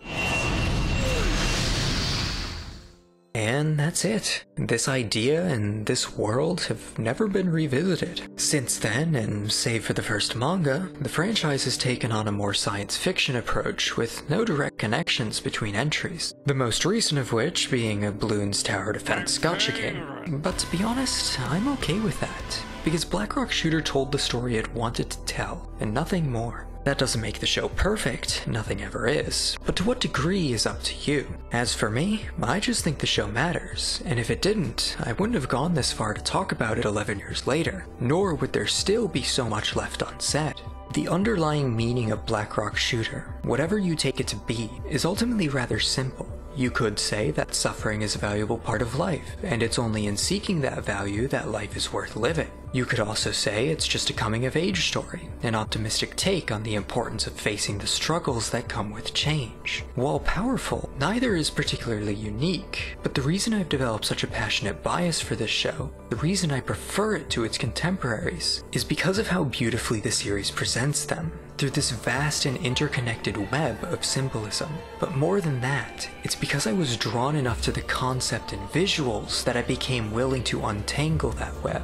Even now, I can't say I found everything, that I've covered it all, or even that what I've found is entirely correct. But only by taking that journey was I rewarded with the discovery of the show I so enjoy. And that investment, that willingness to investigate, is the crux of Blackrock Shooter, along with all other forms of media. So, now that everything is said and done, maybe you haven't, and you think I've said something of value here. It might be enough to watch the show yourself.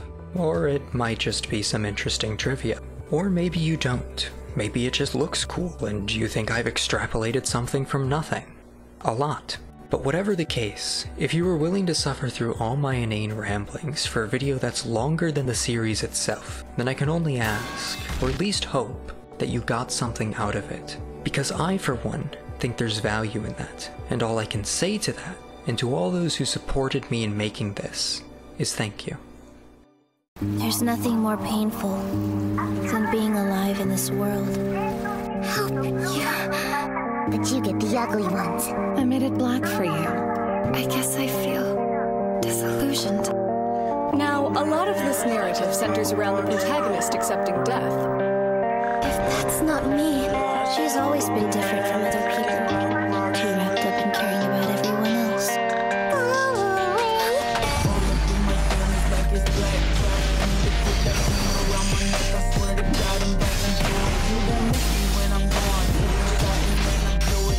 Wasn't even my dream. That bitch!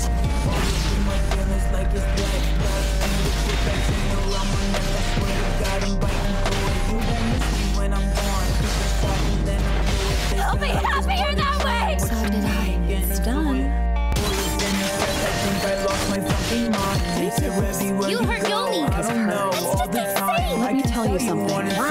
That world you've been dreaming of? You can cry. It was a dream. Little bird managed to open her eyes. Wonder if her eyes ever change color.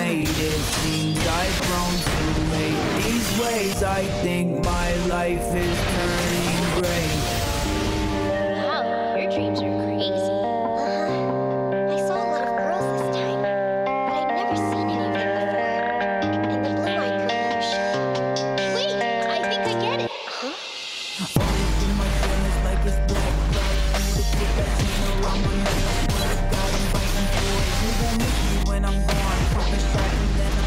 What kind of monster am I? It's okay, Saya.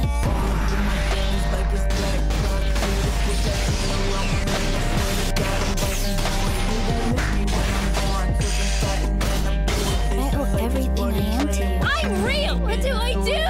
Are you ready to give up yet?